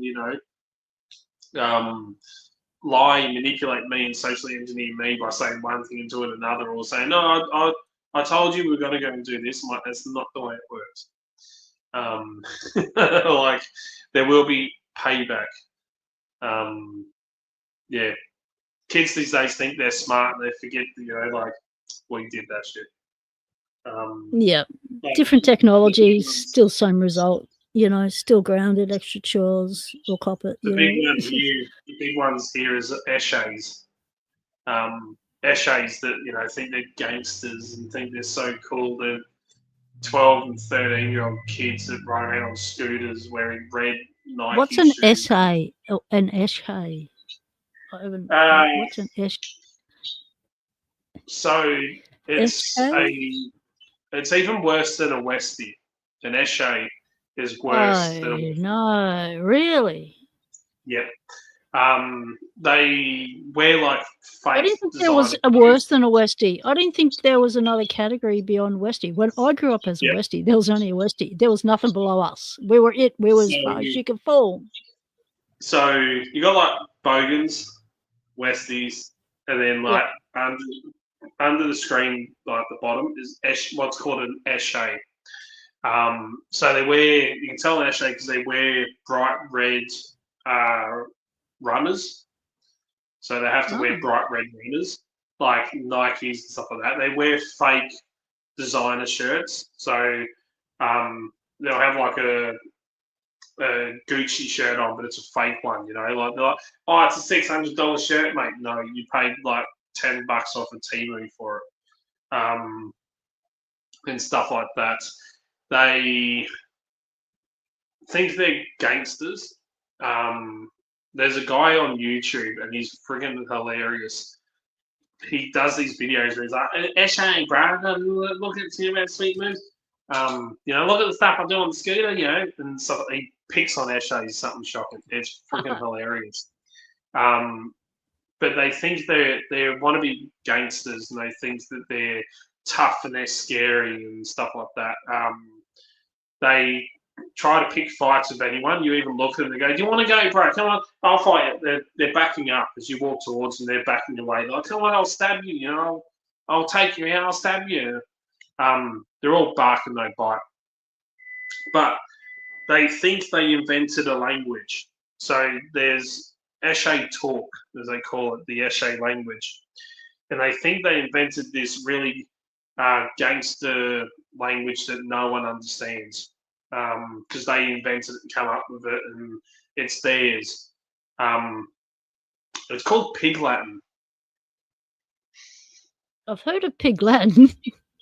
We spoke Pig we Latin all did in school. Pig Latin as a kid. Yeah. Pig Latin's been around for, geez, that way long. It's not funny, but they think they created this version of Pig Latin. That's all it is. So yeah, they think they created it. And they're like, you know, talking this codes because the police don't understand it and people don't understand it. It's like, dude, you're talking Pig Latin. You literally take the first letter, put it on the end, and add AY. Yeah. Like, so it's not that hard to determine what you're talking about. I run into a couple of them up at the shopping centre. They're like 12, 13, 14. And I'm sitting down at this in the food court with my 3 kids. And I had my eldest sitting on one side and 2 girls sitting around the other. And there's like this square bench thing, and we're sitting up on stools having lunch. There's like this planter box in the middle kind of thing of it. And I'm sitting there and I see the group of like 5 of them walking up. And I'm sitting there and I've got black on and a black jacket and a doubt jacket and stuff like that. And I was watching them walking up because you could tell them they're, you know, acting, trying to act cool and stuff like that. You could tell by their walk, the way they were carrying on, thinking they're, you know, top shit and stuff like that. And I was watching them and I'm literally staring at them as they're walking up. And one of the girls at the front, she goes, what the fuck are you looking at? And I'm like, it's a 12-year-old girl. Like, really? So I'm like, watching. And she goes, oi, cunt, what the fuck are you looking at? So I had my drink and I went, sat my drink down and stood up. All 5 of them turned around and fucking run the other way. I'm like, see, it's that 6'3". But I'm waiting for him to come over, and like I'm ready to go because I mean I've always got stuff. I'm always carrying stuff, you know, and stuff like that. And I'm like, yeah, that means legal stuff like pressure point things and things like that. We don't carry illegal things like knives and the fact that you know, like, firearms I've done in Australia. Martial arts and so ready to go, he means he was setting his body. He had his pressure point, Grim Reaper, ready to go. Pocket Reapers. He'd take them out gently. He'd take the 12-year-olds down gently. All right, he wouldn't hit them too bad. He'd just make them cry a little bit. Because the way they're carrying on, they're like, you know, what the fuck are you looking at? And I'll see one of them put their hands in their pocket, and I'm like, you know, expecting them to have something on them, kind of thing. So I stood up because I'm like, bloody hell, really, kids? And yeah, they all turned around and took off running, and I'm like, what the hell? Like, and they're like, yeah, that's right, yeah, cop. And I'm like, dude, you're the ones running away from me. So then we finished having lunch and everything. We walk around the other side of the shopping centre, and they come walking up again. And I was walking towards them, and they went, "Oh shit!" and turned around and went back the other way again. So James says to GK, he's Googling, Eshay may have its roots in Pig Latin. Eshay is a slang term, it's E-S-H-A-Y, that originated in Western Sydney, not the Westies, Australia in the late 80s. The term has become more widely used in the mainstream since the late 2010s and 2020s. So was it taken, 40 years for it to take off? It's right. They're the kind of people that walk around with like their mum's bloody butter knife in their pocket, and stuff like that. You know, like the Eshays are the worst. But yeah, it's kind of funny. They're the ones that are like they're all bark and no bite, where they carry on at you and like, come on, freaking, I'll take you down. You're like this, you know, and they're the ones that are backing away. And they're like, yeah, that'd be right, walk away. And they're the ones that literally walk away from you. But yeah, just the way we're carrying on at like too much. I'm sitting there with the kids, and you know, they start, you know, going off towards me, and I'm like, dude, I'll just stand up, and I'm like, you know, because there's 5, 6 of them. Who knows what they're going to do with their nose numbers? Because they're just idiots. I don't cop that shit from teenagers anymore. Now that I've got a walking frame, because I've gone into the next gen. You see, maybe I having the frame. Yeah, it's like they don't have a go at me anymore for me being me. And then I turn around and walk towards them, and they do the same thing, run away, because I'm a walking deterrent. Well, it's like All right, James, I can hear bipping in the background, mate. Is that your dinner calling you? There's the microwave beacon telling me it's ready to be shaken and then turned back on again.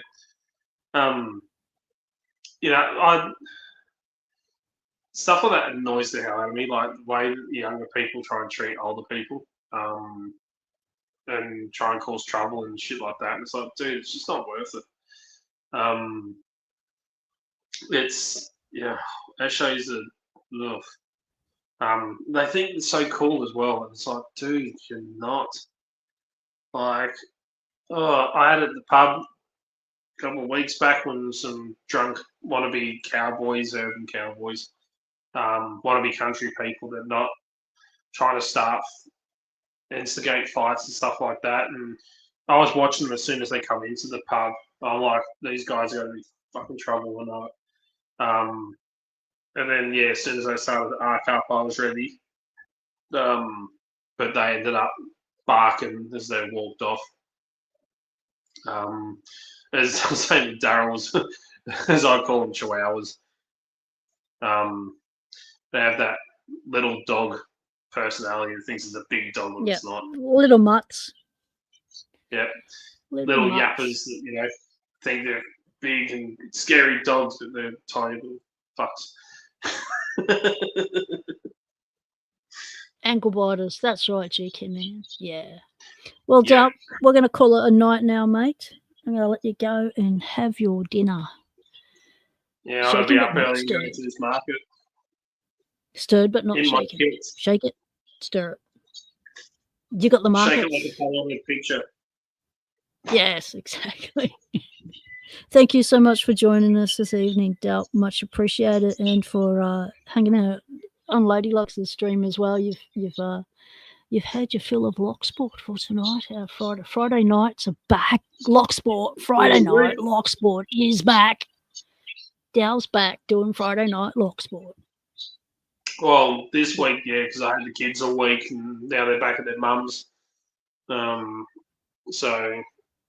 I got the weekend free. Every second week we can have you. So every second week we can have you, is it? No, this was until you get another girlfriend. It's school holidays. No girlfriends. I'm not even looking. I am focusing on the business. I don't need distractions. Excellent to hear, Del. Plus, no one's interested Focus on either, the so locks. it works well for me. But Dal, every time no one's been interested, that's when you've ended up with a new girlfriend. So just watch out for that No, one. no.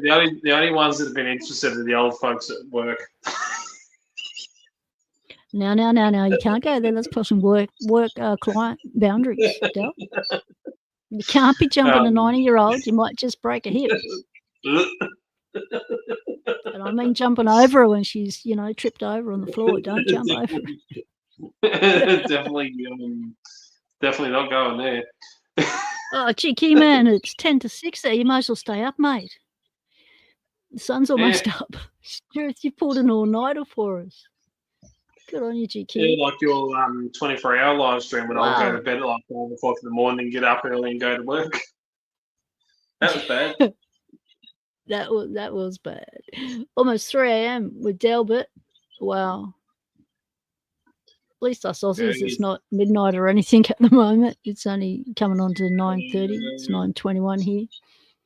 Yeah, it's 10 to 10. I'm going to 10 to 10. Late dinner for you, Doubt. Thank you very much.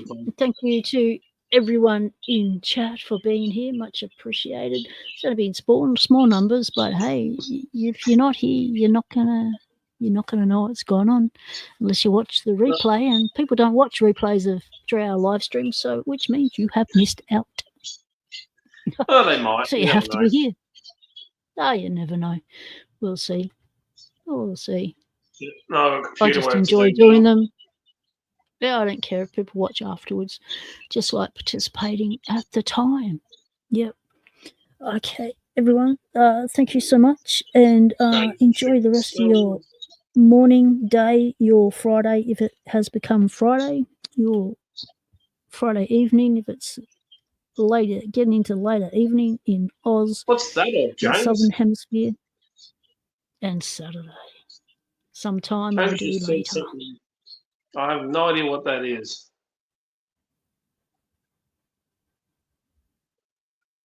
No, doesn't matter. Enjoy the rest of the day. Enjoy the rest of the night, because that's what I was saying. Yes. Loader James. Take it easy. GQ Man, Elijah, Delbert. And I think that's all we have here left with us. Who else do we have with us that could still be around? Thank you. Insert for a tool. Cool.